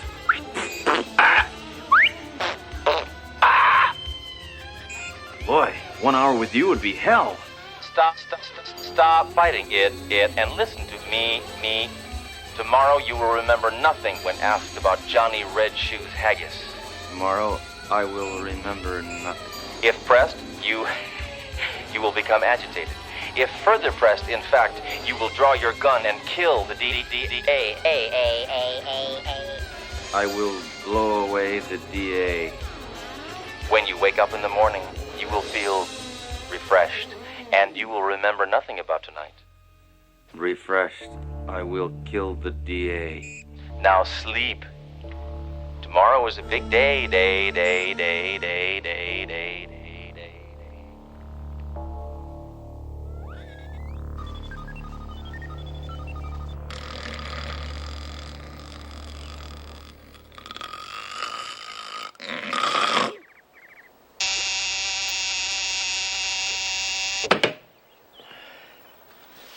Wow. Man, I slept like a log. Hope you had a good night. Inspector Hammer, would you tell the court what you remember? Well, I was born a white middle-class child. I lived for No, some years. Inspector. About Johnny Red Shoes Haggis. Well, yes? I don't remember. I mean, why else would you tell Captain Trunk that you had new, important information? No, No! I mean, no. This is no time for fooling around, Inspector. What about Haggis? I don't remember. Nothing? I don't remember. Shut up! I said I don't remember! Nothing? I don't remember! Stop it! Stop it! I can't think it! My head! It's the noise! Get me here! Stop! Stop!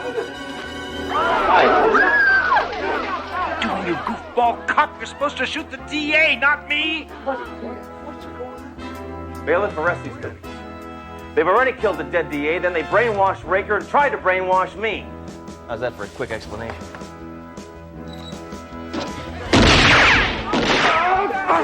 Do you have any comments, Mr. Haggis? I'm paying you nothing! Nothing, you hear me? Nothing, you get nothing! Nothing, you hear me? Nothing, you get nothing! Well, it looks like justice was done. It sure was. Those were the ugliest shoes I've ever seen. I mean, what happened? Didn't they try to brainwash you? That's right, Captain, they did. They tried to play on my subconscious, but they forgot one important thing. What's that? I don't have a subconscious.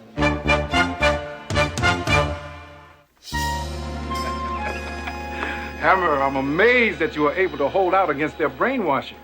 Well, it was easy, sir. I simply thought about one thing. What was that? Well, who's always close to my side? Someone I'm afraid I've been neglecting lately. Someone for whom I've never really been able to express my true feelings. Someone who's beautiful, sleek, attractive. I think it's obvious who I'm talking about, sir. Oh, Sledge, stop. My gun. Hammer, you are a truly sensitive guy. Thank you, sir. I never thought you noticed that.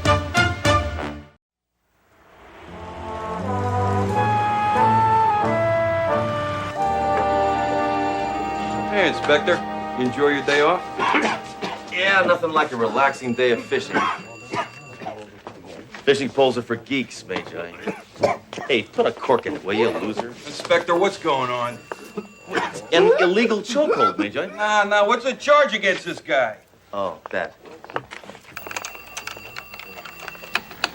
How you doing, Jerome? Oh, hi, Sledge. How's your day off? We had a very good time. We? Who'd you go with? My best friend. You know, those experts are right about fish. Yeah, how's that? They're full of lead. What, are you tapping into the computer dating service again, Jerome? No. No, these are crimes that occurred over the last 10 years. By cross-referencing these crimes with recent crimes, the computer can catch similar MOs and give us fresh leads. That's poppycock. Cops catch crooks, not wimpy computers. Poppycock? Where do you get poppycock? I never say that. Hammer! Hammer! You know that man you just dragged in? Yeah. You can't arrest someone just because you were getting bad vibes. Captain, I cannot believe that I'm hearing you say this. You, of all people, should know that it's intuition, instinct, hunches that crack cases. That man was crouching in a shooting position. Hammer, the man was watering his lawn. Well, every system breaks down now and then. If that would have been a flamethrower, you'd be thanking me right now. Sledge, that's my point. If you use standard police procedures, situations like this wouldn't happen. Well, would you call getting a gut feeling about somebody and then blowing them away good police work? No, I'd call that the process of elimination. Hammer! Ooh, your temples are really throbbing. Don't care what you do. I do care. Just get out to the university, please. I'm already taking an adult education class in philosophy. Really? Who? Kierkegaard? Spinoza? Jack Webb. Hammer. Security police has just found a co-ed's dead body. Get going. Well, I guess we're really not in that much of a hurry, right? I mean, she's not going anywhere. Sledge, we should Dead. go. Please, go. I'm a fool for manners. Just go. Just, please, go!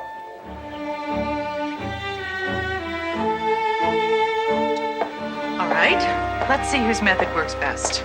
Standard police procedure or your jungle tactics? Hey, don't knock the jungle. Any place that gave the world malaria can't be all bad. Oh, please, let's not argue. I just don't think I could take another one of your nihilistic tirades today. Now, stop putting yourself down. You can handle a lot more than you give yourself credit for. All right, stop gawking. Come on. Just one of your friends brutally murdered. Coming to you guys. Heads up. Yeah, what you got on the stiffette there, Norman? Her name is... I never know what the proper word is. Is it she is or she was, because she's dead. You can take notes on this, Yeah, Hammer? you take notes if you want to, Duro. I just store all that junk right here. What was her name? Janet Parker. She was strangled. Been dead about 2 hours. Yeah, she was found by that guy over there. He dead too? No, he's just old. His name's Amos McCoy. He's the history professor. She was his teaching assistant. It's a shame. She looked like my type. Well, so long. Thanks, Norman. Sure. Spellman, Shapiro, get out of here. I'll take care of this by myself.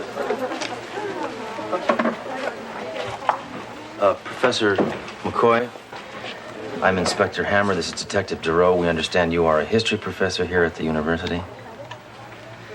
I also understand you found Janet Parker's body. And I also understand that she was your teaching assistant.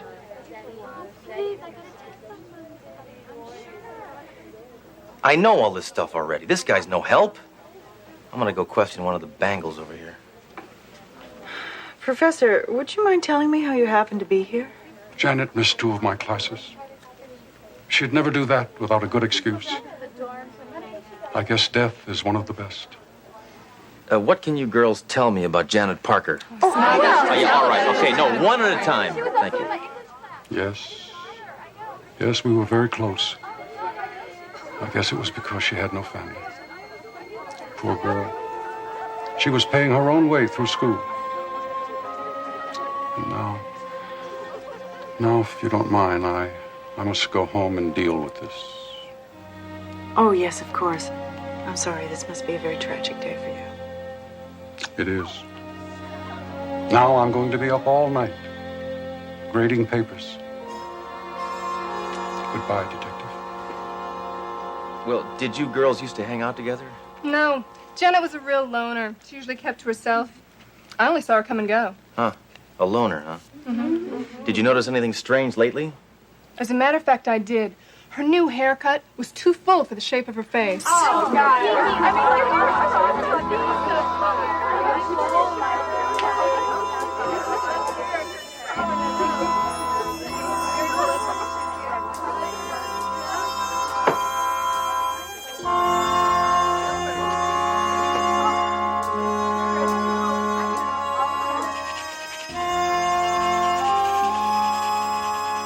Okay, let's just go over what we have so far. She was a loner. Yeah, she didn't talk to anybody except her boyfriend. What was his name? He's a quarterback on the football team. Yeah, what's his name? What a doll. What was his name? Teddy Overman. Now we're getting somewhere. Hey, Duro, I think I got... Duro. Hey, this is no time to be doodling. Did you find anything? Only the name of the murderer. You mean possible suspect? Yeah, okay, possible, whatever. I got a criminal. What do you got? Oh, I got this number on this pad. I picked up stone. Yeah, Looks great. Put the handcuffs on the notepad. You know, I also think whoever killed Janet wanted something. Look at this place. It was robbed. Wrong. All girls' rooms look like this. No, she had a boyfriend. He was a football player. Those goons are born killers. You take a 280-pound man and stick him in a 10-pound helmet. You got homicidal intent. And I'm going to pick him up right now before he kills again. Sledge. Sledge. Did it ever occur to you might be jumping the gun? Yeah. This guy's about to be drafted from State U to State Penn. Blue 22, down. Stand. Eddie Overman. Hut. Police. Hut.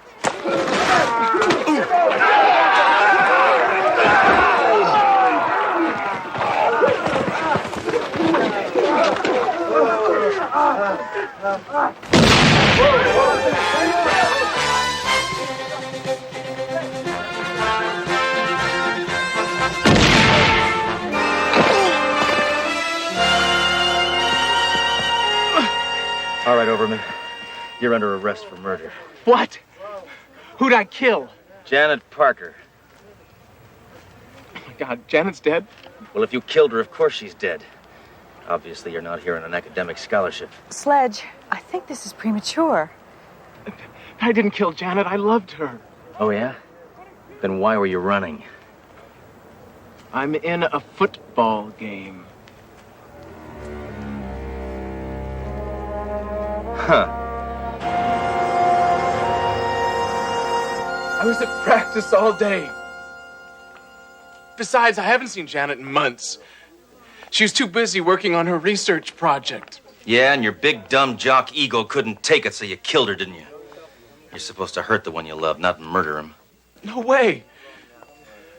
Our relationship wasn't based on passion. It was mostly fiscal. That's physical, you missing link. No, fiscal. She was loaded and she spent money on me. All right, enough chit-chat. You're under arrest. Sledge, wait. He's got a solid alibi. What have you got? A hunch. All right, pigskin. But just remember, you're still suspecto numero uno. Every breath you take, every move you make, I'll be watching you. That's police talk. Now get out. Hey, Teddy.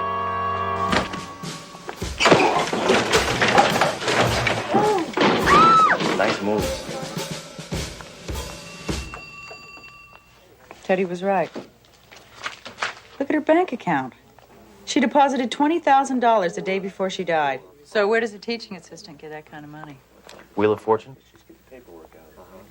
Maybe she has rich parents. Oh, the professor said she didn't have any family. Hey, don't try to dazzle me with the facts, Thoreau. It was the boyfriend, and that's a cop talking. You lose. Hey, Detective, I almost forgot. The lab report on this stone. It's, it's worth $50,000. Oh, here it is. Yeah.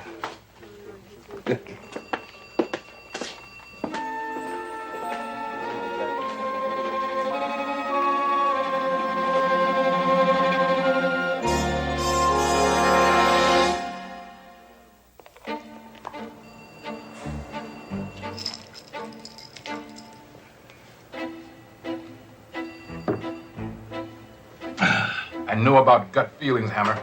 I get a twinge in my stomach every time you come through that door. Well, whose fault is that, sir? You let me in. You could have resisted. Nobody's holding a gun to your head. Hammer, just tell me the status of the co-ed murder case. Well, the victim, of course, is still dead. But I think I got it wrapped up. The boyfriend killed her. It was a crime of passion. These kids nowadays, they just don't understand the give and take of a romantic relationship. If that's so, Hammer, and the case is closed, why is Doro in the outer office questioning a jeweler? What? Hey, Doro. Letting that killer jock waltz out of here was dumb. But bringing in this sleaze who bought Janet's jewels is the height of dumbness. Now talk, pork products, or I'll kick the rhinestones off your pants. Hammer, this man is not a fence. This is the jeweler, Jerry Begg. His number was written on the pad on Janet's desk. The young lady sold items of antique jewelry to me in a perfectly legal manner. Now release me at once. Oh! Antique jewelry, huh, Sparkles? Now I guess you're going to tell us it's just all cut glass, not worth stealing. Oh, no. On the contrary, this stone alone is worth $50,000. A necklace made entirely like that would go for about $200,000. What do you think of that, Inspector Hammerhead? The name is Hammer. Tinkerbell. Mr. Begg, did you ever wonder where Janet got such expensive jewelry? Of course, I wondered. I mean, wouldn't you?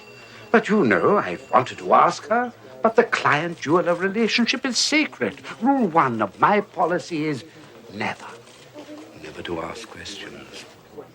What's rule 2? No shirt, no shoes, no service. Mr. Begg, thank you very much. You've been very helpful. Thank you, Miss Dollar. It's been a pleasure. Well, by the way, if you should ever lighten up, I have some earrings that would accentuate those glorious lobes. Bye. Bye.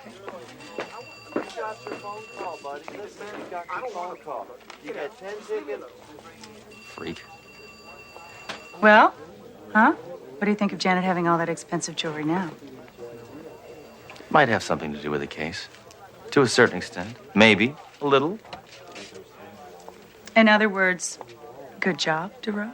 Don't go crazy, Duro. All this means is that Teddy killed Janet Parker out of greed as well as passion. Case is still closed. Yeah. But we still don't know where she got the jewels. So maybe the professor can help us out. You know what you're gonna get out of him? What? Nothing. Nix. Nada.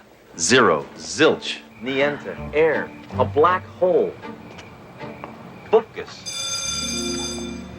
Okay, if this is such a wild goose chase, why'd you come? There's a great gun shop around the corner. They're having a spring clearance on landmines. Yes, may I help you? I'm Detective Duro. This is Inspector Hammer. I called earlier? Yes, of course. The professor's expecting you. Won't you come in? Thank you. Professor McCoy is in his... Dad, don't tell me. He's in his study. No. He felt a study was too mundane. He calls it a rumpus room. He's right in here.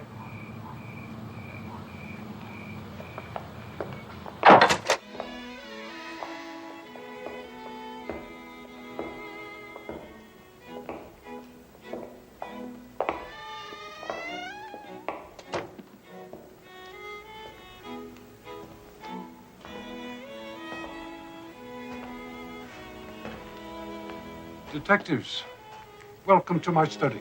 You mean rumpus room. That Frida. Always kidding the guest. She loves it. Oh, please, please, please have a seat.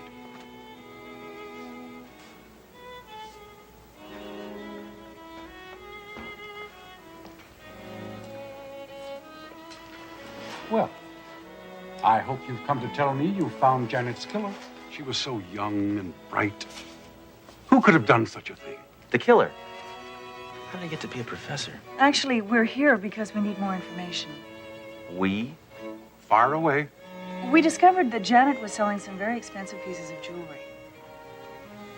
So? So, don't you find it peculiar that a girl who is supposedly working her way through college would own such a cache? No, not really. College kids today, they have designer clothes, mutual funds, Beamers. Who knows where they get the money? No. Janet never mentioned anything about jewels. Maybe they were the family heirlooms, Look, we're getting nowhere with this. Come on, let's go. If I leave now, I can still see something bad on the 4th network. I understand Janet was working very hard on a research project.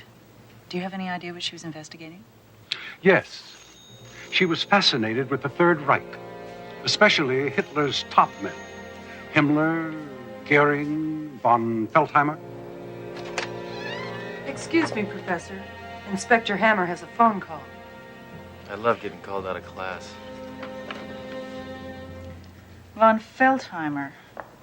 Was he a lower echelon officer of the Luftwaffe? Major Johann von Feldheimer shot down more pilots than the famous American ace Stoddard.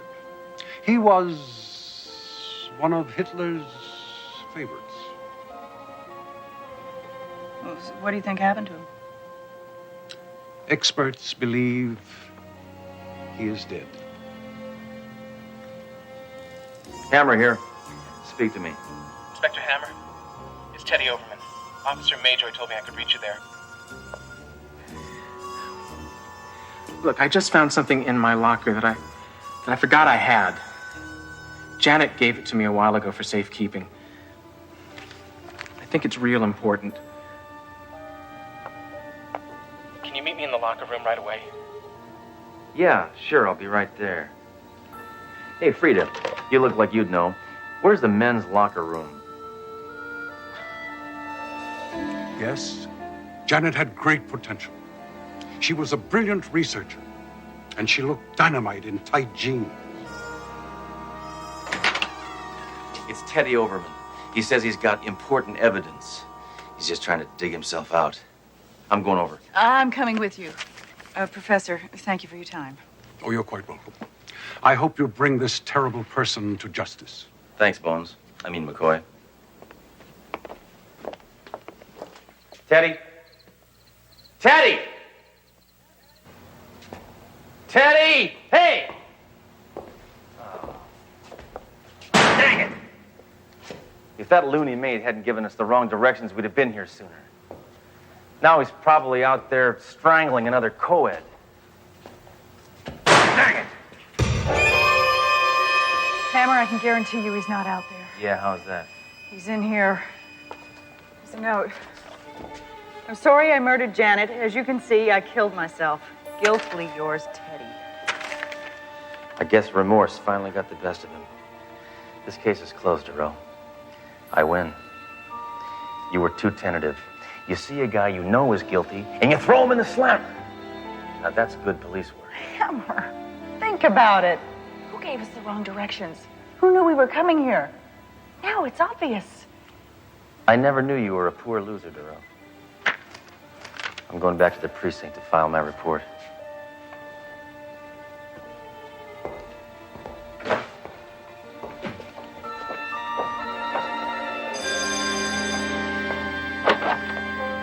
Freda, I must see the professor. I'm sorry, the professor cannot be disturbed. The professor is disturbed.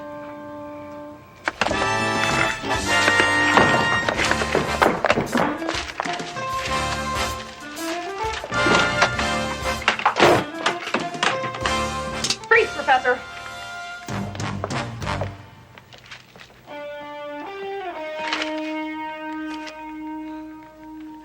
Or should I say Major von Feldheimer? I guess you were pretty chummy with Hitler, huh? This is very incriminating evidence. Yeah. And now I know how Gary Hart felt. Oh, speaking with an accent now? No, this is no accent. Before, that was an accent. Janet was a brilliant researcher. She found out the real McCoy was a Nazi. But instead of turning you over to the authorities, she blackmailed you for the jewels you smuggled. Greedy little brat. And she had a minor in economics. There's still one thing I don't understand, Professor. How a feeble old man like you could kill Janet and Teddy. No, I did not do it. It was Frida that ever did it.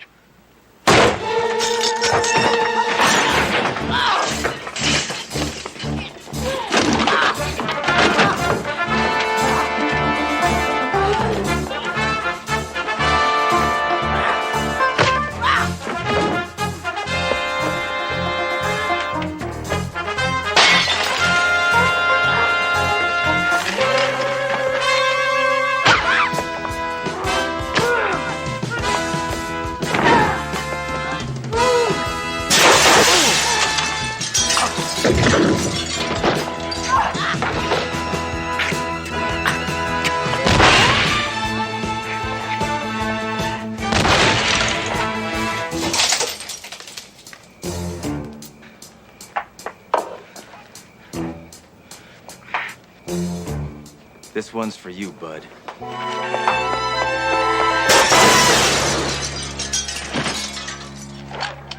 Hammer, Professor's getting away. What's that? The Major's neighbor owns a pit bull. Well, let's let him chew for a while. Dogs need exercise or they get testy. Hammer, that's a man out there. All right. Sit!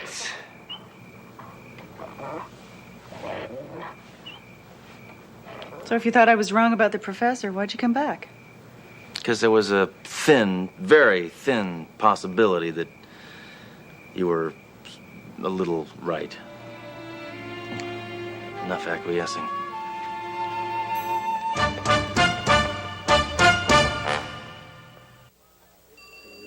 Fine. Fine. By the book police work, Doro. You should be very proud of yourself. Janet Parker bled von Feldheimer dry. And with his Nazi spoils gone, he had to kill her to protect his secret. These Nazis are such extremists. Why didn't he just flunk her? Actually, sir, you know, Hammer does deserve some of this credit. No, I mean, it was a combination of gut instinct and standard procedure that cracked the case. Well, I have to admit it, some of Sledge's methods are valid. Well, I have to admit I was on the scent from the beginning, sir. That's because I'm a cop. A special breed of cat. The eye of an eagle, the heart of a lion, the guts of a mongoose. Let's face it, a cop is a one-man zoo with a gun. Ile যেমন করস দুষ্টামি যে করস এটাই তো বুঝি না রে কি করবো কন আপনাকে গুলির থেকে বাঁচতে গিয়ে আমাকে এসব পারা লাগে ঢাল খোঁজা লাগে তোমার নাকি আমি কিন্তু চাচানো করতেছি চলি আর ঘুরতে হইব না খালি আয়না কই কইলেই হইব আয়না আছে টিকা ভালো আছে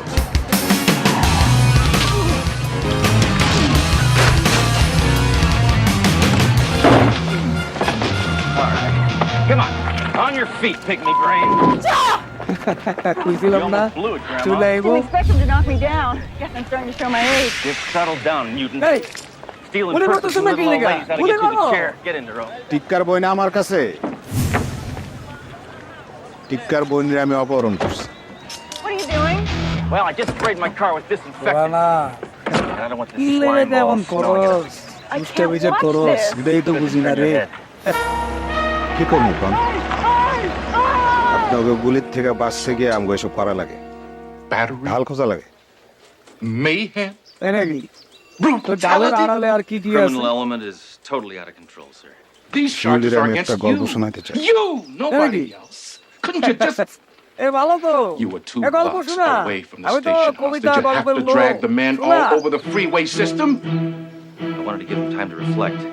Captain, I have to apologize. I tried to stop Sledge, but... Don't try to তুমি shift খালি the টিক্কারে blame, বলবা Doro. টিক্কারে গুলি করার ব্যাপারে আমি কিছু জানি না বাস Has asked me to take Tapi your Allah badges. knock you. You're on 6 months তোমার লেগে suspension. তোমার Both of লেগে you. আমি Oh, কিন্তু don't drag চাচাবো her into this. করতেছি It চলি wasn't her fault. আর ঘুরতে হইব না She's just a girl. খালি আয়না কই কইলেই হইব How about 12 months? আয়না আছে Why don't tikka you make me a guard Hello, on sir. death row? তোরা তো বড় কলিজার কামনে হইছে রে No money for 6 আমি months. দোস টিক্কা I'm মাল already দেখতে হইব না behind my car payments. মারতে চাও My gun is gonna দাও rust. পোক দাও পোক দিয়া দেখো আয়নার ঠিকানা আমার মুখ দিয়ে বাইরে হয় কিনা You know, all I did last night was fall asleep R in front ধরু of the বাপ TV. শোনো না কথাই তো কইব শোনো শোনো এই Yeah, বলো what were you watching? Tikka Oh, no, all I remember is তোমার এই somebody গুলির saying বিষয়ে hi, আমি কিন্তু Rick, কিছু and জানতাম then the next thing I heard দিল was, আমার ব্ল্যাকমেল করতেছে play it again, Sam. Shiuli Oh, আমি কইলাম the kind of অধৈর্য হয়ে police যাইতাছি song. I better move it. Oh, you Tika. don't think just because you're on suspension, the trunk would give দিল you a আমার ticket, কইছে do you? শিউলি লোকে বেমানি করতে ওর এক কাম করতে নাইলে ও ধরা পড়লে কয়ে দিব তোমার মারার প্ল্যান আমি করছি আমি কইলাম এটা বিশ্বাস করছে করছে টিকা টিকা তোমার কথা বিশ্বাস করছে এখন বলো আমার মেয়ে কোথায় টিক্কা I thought you had some smarts. এদিন তো এক কথার মানুষ আরে হ এক কথার মানুষ তো সে তোমার আর কোনো ক্ষতি করবো না কিচ্ছু করবো না আমি বলতেছি না আমার কথা শোনো এখন আমার মেরে বের করে দাও ওই আনসার Pins, legs, যাও smooth, long, অগো নিয়ে যাও classy তোমার looking. সাথে ওই নিয়ে দিও It's like a breath of fresh air in this I tiny know. world of ours. মানে আমার মেয়ে এটা তো নাই আরে আছে The weatherman. on আশেপাশেই TV. আছে There's a lot of gin joints in this চলেন। crazy world. There's only one reason কিন্তু I আমার picked একলা this পাইয়া hole. Happy কিছু hour. করা যাবে না To cut out the comedy. এ দাদু I'm here because you need some advice. না রে I think বোকা they call it, যদি career তোর counseling. ডাক শুনে কেউ না আসে তবে একেলা চলো রে Fired my gun in a couple of আমি hours. গেলাম I think I do তবে need দরকার some হইলে help. Hey, দাদুরে সবার আগে bartender, পাইবা bring my friend a drink, huh?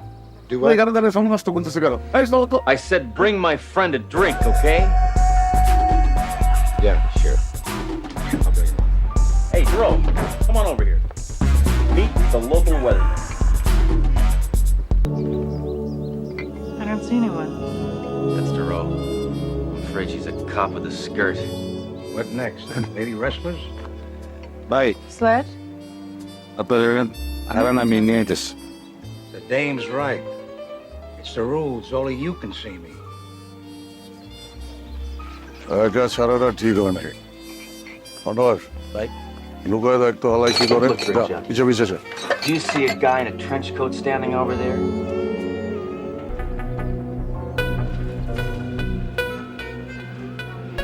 Only a girl. It's a guy. বাক্সিনি ভাই Sure, it's a guy. ভাই seeing me. শালার বেটা তো বাক্সে ভাই ভাই নাই ভাই ও না Girl, I'm শালার afraid নাই you're ভাই really stressed out. I think you should Stop sleep the with end, mate. suspension. What do you mean? I'm stressed. You're ভাই talking to নাই him কেউ নাই এনে ভাই We're both uptight. Let's get out. Sir এটা তুই কি করলি নিজের মৃত্যুরে নিজে কিনে আনলে আমি আপনারে তখন কইছিলাম ওনার না আমার কথা আমি টিক্কা হৃদয় দিয়ে না খেলা ব্রেন দিয়ে খেলা লোক আরে তোর ব্রেন দিয়ে খেলা লোক আমার মায়া কই টিক্কা আমার মায়ের এনে দাও আমার মায়ের না পেলে আমি কিন্তু গলায় ধরে দিয়েছি আমি মরে যাবো Well, don't worry, old আর না কিছু হইব না বাবা We'll have একটার you পর out একটা shooting ঘটনা again হয়ে before যেতে তার বলে এখন আর কিছু হইব না ওই ঠিক Put away the heater. তোমার ওভারটাইম তো খালি You don't মুখে মুখে work on দেখতাছি me এবার কামে ওভারটাইম করে দেখাও আমার মায়ের রাইনা দাও Pain is tikka just a memory. একটা কিছু করো Get it? You know, if I could have pulled this off back in the old days, I would have had Cagney and Robinson right where I wanted them.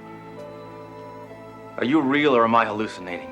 বহুত একটা You কথা know, in কিন্তু the কয়ে old days দিলাম when a cop got laid off, একটু করো না the first thing he did was go আমি into আমার এবার business for জিদুটা আমি মাইরা himself. দেবো ভাই ভাই He, private Wait. army, you know, Rahul Richard বাসে তাই না Diamond, Sam Spade. ভাই আগো কিছু Philip কই না Marlowe. মানে এই না We all top did it. Top করো দেই না You got all the qualifications. want to go to business You overqualified. মাথা বেশি গরম করা যাবে না ম্যাডাম গুলি করতে কম খরচ শট তো ভাইজান ঠিক কাহে নাকি আরে আইগো চালু মাল না এর লাগে আবার যোগে যে শিউলি আরেক জানুয়ার অনেক হিসাব করে আইব খিচ খাবো থাক ধৈর্য দাও Any calls? ধৈর্যের খেলা 3. চালু চালু ভাই 2 রে wrong চালু numbers চালু and an offer to ভাই cater a bar mitzvah. তুই Told me আমার no, no, হাসতেন and খেয়ে দিছি New hairdo? আপনার আবার করতে গেলে এনে yes. ভাইজান This is what happens when I can't afford my হাসতে আর কষ্ট আমি এখনো বলতে পারিনি If you don't look good, we don't look good. আরে অপেক্ষা কর না Nice outfit. Now that's the first আজকে time you সব look like হিসাব a লও real রম্পের girl. উপরে ওয়ার রং খেলবো Yeah, well, if I don't get my hair Diane. fixed, I'll need a guide dog. কইতেছি কি একটা গান ধরেন কি কস এটা গান গাওয়ার সময় নি আরে অকমান ফুর্তিতে ফুর্তিতে ও রাইতে আইতে তুই রেলেন ধরেন না পাগলামো কি যে করস তোমরা কুঞ্জ সাজাও গো হাই যাবার প্রাণ হল হতাশিতে Looks পারে like you're all set up. That's a good-looking dame you got out মনে there. তো হয় প্রাণে Why don't you buy us some cheap দিনে perfume and take her out to some তোমরা spaghetti? Hey, I'm broke, remember? Yeah, well, হাই যাবার প্রাণ what হল you need now is a dame in danger. So far, all I got out of this is pocket lint. That's about the change. ভাই বহুত একটা কথা কিন্তু কয়ে দিলাম একটু করো না শুনে There's a client here? আমি আমার এবার There is? জিদুটা আমি মাইরা দেবো ভাই Yeah, says she's Mrs. Emily Carstairs. ভাই Send her in. Who ভাই is she? রাহুল বাসে তাই না What a woman. ভাই Beverly আগো was a কিছু dame কই না in মানে danger. এই না She's টপ it. টপ করো দেই না She ain't Laura Bacall, but আমার থাপ্পড় খায়া পারে অন্ধে কারণে থাকতে পারে না ঠিক মতো এই জায়গায় তো আইতে গেছিল তাই না হ্যাঁ ভাই Sledge. এই জায়গায় ভাই আর একটু সামনে চলেন ভাই The Sorry. same. বই কাউরেই তো দেখতেছি না না Can I take your coat? Sorry, but I'm Then I insist on taking your coat. I just came from proposing for the life glory house at the university. জান আমি সবগুলো দেখছি সবগুলো এক লাগাইতাছে বেশি চুপি দিতে মিলো সুযোগ Makes তোর me want কাছে to go আইব back to school. একদম সাবধানে I can't do that. I চরে just বসিও met no, I mean, কিন্তু find ভাই out তাই what the ঠিক caper কালায় তো তুই পুরা প্যাক her. করে Right. তো শিলের বাইন আনতেছে No, no. অপেক্ষায় থাক আজকে তুই জানি শেষ করবো So, what makes you think you need a নিজের কাছে চাই private বসে eye, দিয়েছেন কি করবো Mrs. Carstairs? আর কোনো কথা কওয়া যাবে না ফোনটা My cut husband's body was found washed up on the beach. He'd been সাবধানে lying there for a week. So I guess he was dead, right? I kicked actors out of my movies for saying stupid things like that. As to how a husband was killed. To be strangled with seaweed. I was just going to ask you that. Sounds fishy to me. If he was lying on a beach for a week. Yeah, how come nobody said anything? দাদা তুমি Oh, come on. দাওয়াতে Mrs. আইছি তো ঠ্যাং খাওয়া How could your husband be lying dead on No, a that beach খুব for a serious বিষয় week and নিয়েছে yet দাদা। not one person reported it? আমি তো কোনো সিরিয়াসের কিছু দেই জীবন হইল মজা আনন্দের এই মজার আনন্দের ভিতরে তোরা যে কিল লেগা এই ঠ্যাং কাটার লেগা আমারে বাধ্য করতেছস মাঠে নামাইতেছ বুঝতেছি না সময় নাই আমার একটা কাজ আছে পিস্তলটা আমার ফেরত দাও এই রে কি লেগে বই রইছ ঘটনা কি টিকার মামা কোন আর শিউলি রে টিকা বাইন্দে আনতেছে কি লেগা আমি জানি না কি কষ্ট তুই জানিস না তুই তো জানিস সত্যি যাই না পিস্তলটা দেন একটা কাম করে তুই জানিস কো আমার কো বিশ্বাস করেন কিছুই না আমার পিস্তলটা দেন একটা কাম করে ফাইরা আসি যায় বান্দির পুত জানা সমানি আমি জানি বান্দির পুত তোর কাছে আছে মাথায় সুতা তুই একদম কিন্তু তোর কল্লা নামে হালাম ধরে বান্দির পুত দাদু বান্দির পুত দাদু Gee, that sounds kind of steep. Julie, I say, আমার মামারে পড়াও দে pay you that $1,000. Yeah, right. ঠিক আমার নাম কইতেছে কি লেগা কই দাদু Well, it's either you আমার or the মামা bar কই mitzvah. চলে The grand is copacetic. এক পাও এখনো যাব না Consider it so. আমার মামা না হইলে তুমিও যাইতে পারবো না ওই বান্দির পোলা চান্দে ছোলা Not with me around. কি পেছ লাগাছ আমার মামা না হইলে গোলাম শিউলি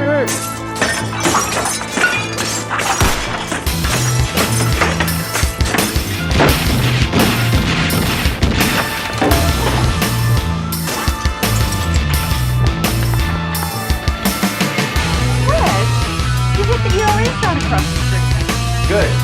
Then I didn't waste any bullets. Get over your place.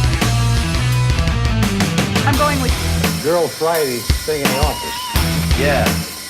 You stay here, girl. I can take care of this. Go into the other room and fix your hair. Oye, ভাই দিলে আমি না ভাই আরে গুলি করতে মনে হয় ভাই ওয়ে ভাই যা ধর শালা কো ধর খারাপ যায়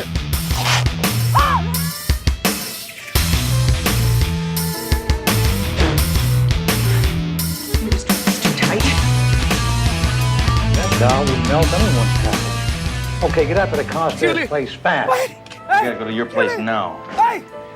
You really are worth $1,000 a day. Forget it. You owe me for that broken window. I get the feeling the only thing you've ever done for a living is inherit. Take it easy. She's only a flake off the upper crust. Quite a place you got here. Oh, this is only my guest house. My main house is being repaired. Oh, what happened? A jet crashed into it while you were landing on your private runway? How did you know? May I get you a drink? No, I never drink when I'm on duty. But then I'm on suspension. Well, do help yourself. The bar's over there. I'm just going to sip into something more cliched.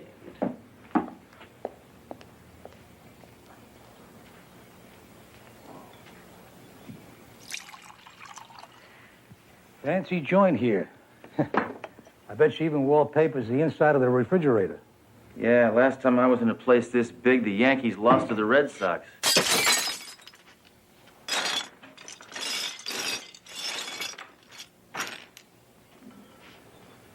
How do people afford places like this? She picked it up cheap from Jim and Tabby Baker. Somebody's coming.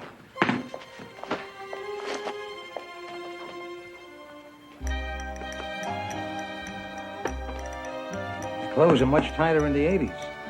I like it. Excuse me, senor. Does Mrs. Carstairs know you are here? That's all right, Rosa. He came with me. Yes, ma'am. Oh, Mr. Hammer. You didn't get yourself a drink. Allow me. Vodka on the rocks, half a twist, shaken, not stirred. Am I right? Ah, that's that limey jerk. I'm a beer-drinking hombre. Root beer. Over here, Hammer. You're not looking cool enough. While you're strolling around, it's a nice touch to eat some fruit. Good image.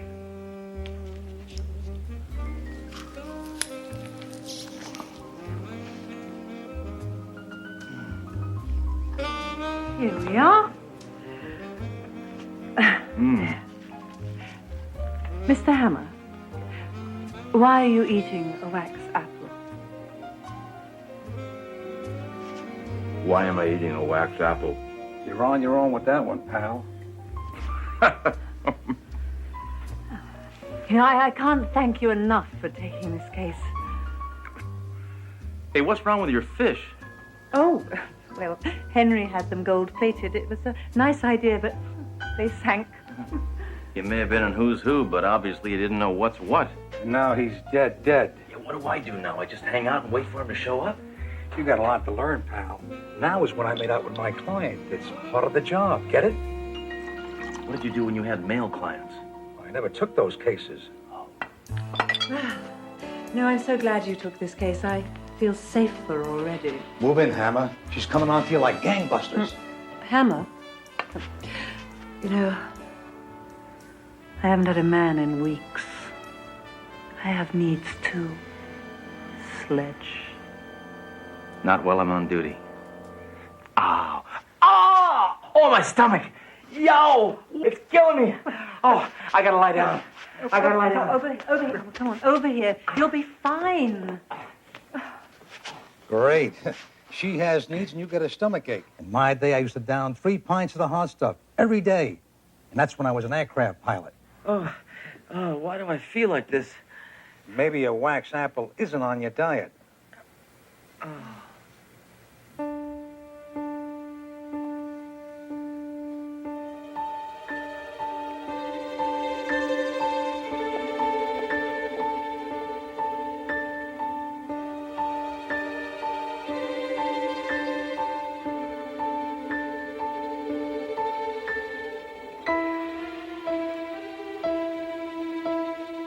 Hammer. Hammer, get up. The creep's here. Come on, get a hold of yourself.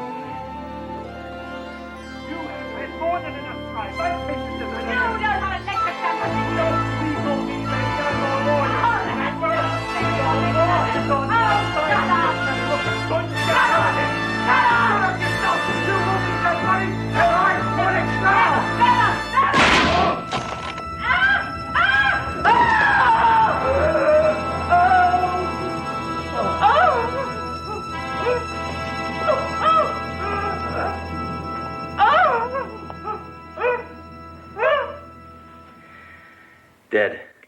I had to do it. He was going to kill me. You know this man? It's my attorney. They're grating. Where'd you get the gun? It's my husband's.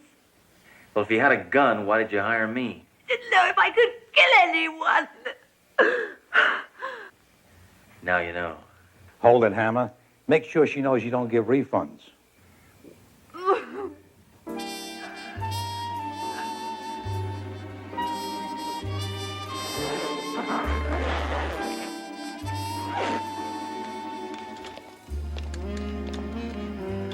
Case closed and not one shot fired.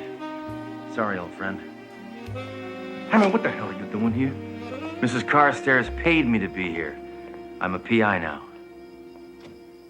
Are you telling me that you solved this case? You got it. The stiff is her husband's attorney. He attacked her, and she shot him in self-defense. Simple. And you saw what happened?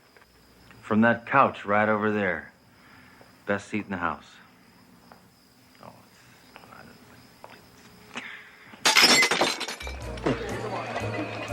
I'm very proud of you, Sledge. Yeah, I'm proud of me, too. I usually am. Sledge.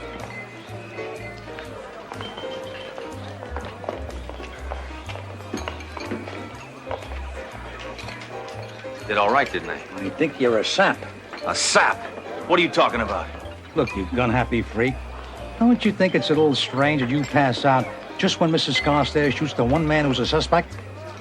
Happens every week on Moonlighting. Cut out the baloney. You've got to get back to the Carstairs house and slap her around a little bit. That sounds good to me. Find out what really happened. What about her? We'll be back before she can comb her hair.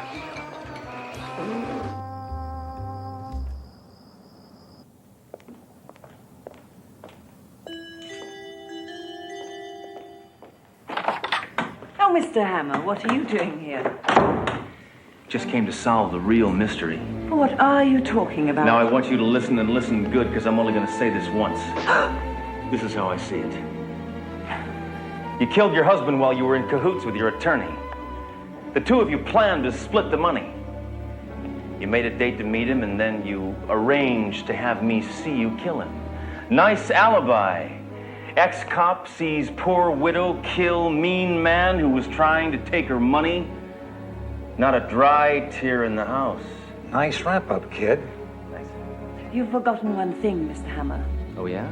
If that were all true, then who shot at me in the office?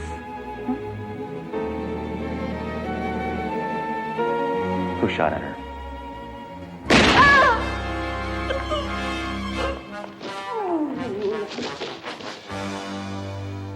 Whoever shot at her is going into reruns. Raise your hand, Senor Hammer. So it was you all the time? Almost right.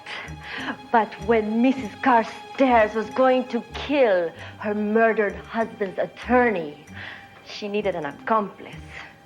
The reason you believe she was in danger was because I shot at her when she was in your office.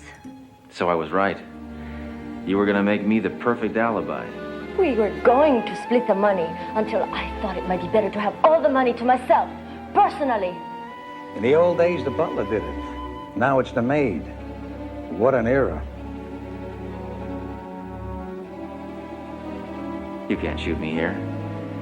Don't you think the neighbors will find it a little suspicious? All this noise and 3 murders in one day? No one will notice.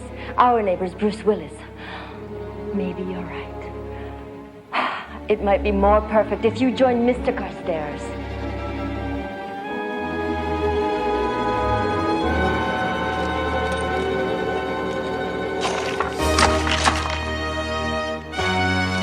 Adios, Senor Hammer.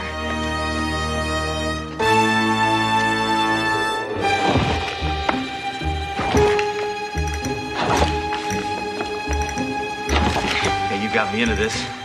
How about a little help? Going loco already, huh? It does not become you, Senor Hammer. I'd like to help you, pal, but you're forgetting the rules. I'm not here, remember? Well, we've been through a lot together. This is no time to bail out. Come on, I need some help.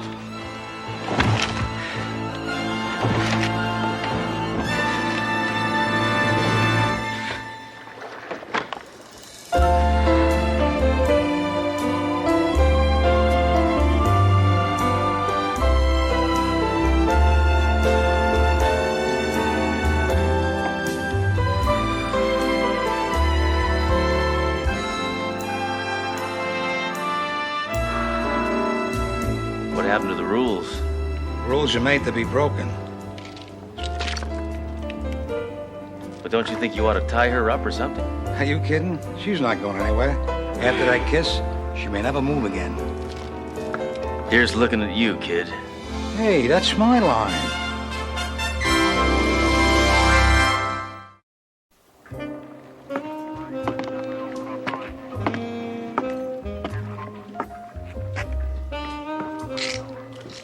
All right, take her up.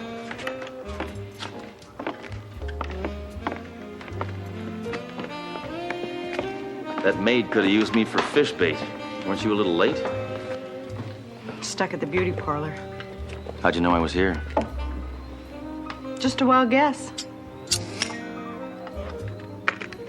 Hammer, I never thought I'd say these words.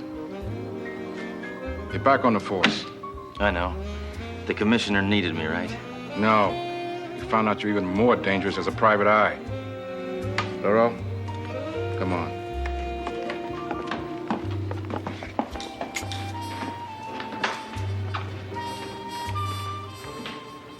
Thanks. What was your name again? Spade, Marlowe, Diamond. What's the difference? Will I ever see you again? If you ever need me, just whistle. You know how to whistle, don't you? Just pucker up your lips and blow. I think this is the beginning of a beautiful friendship.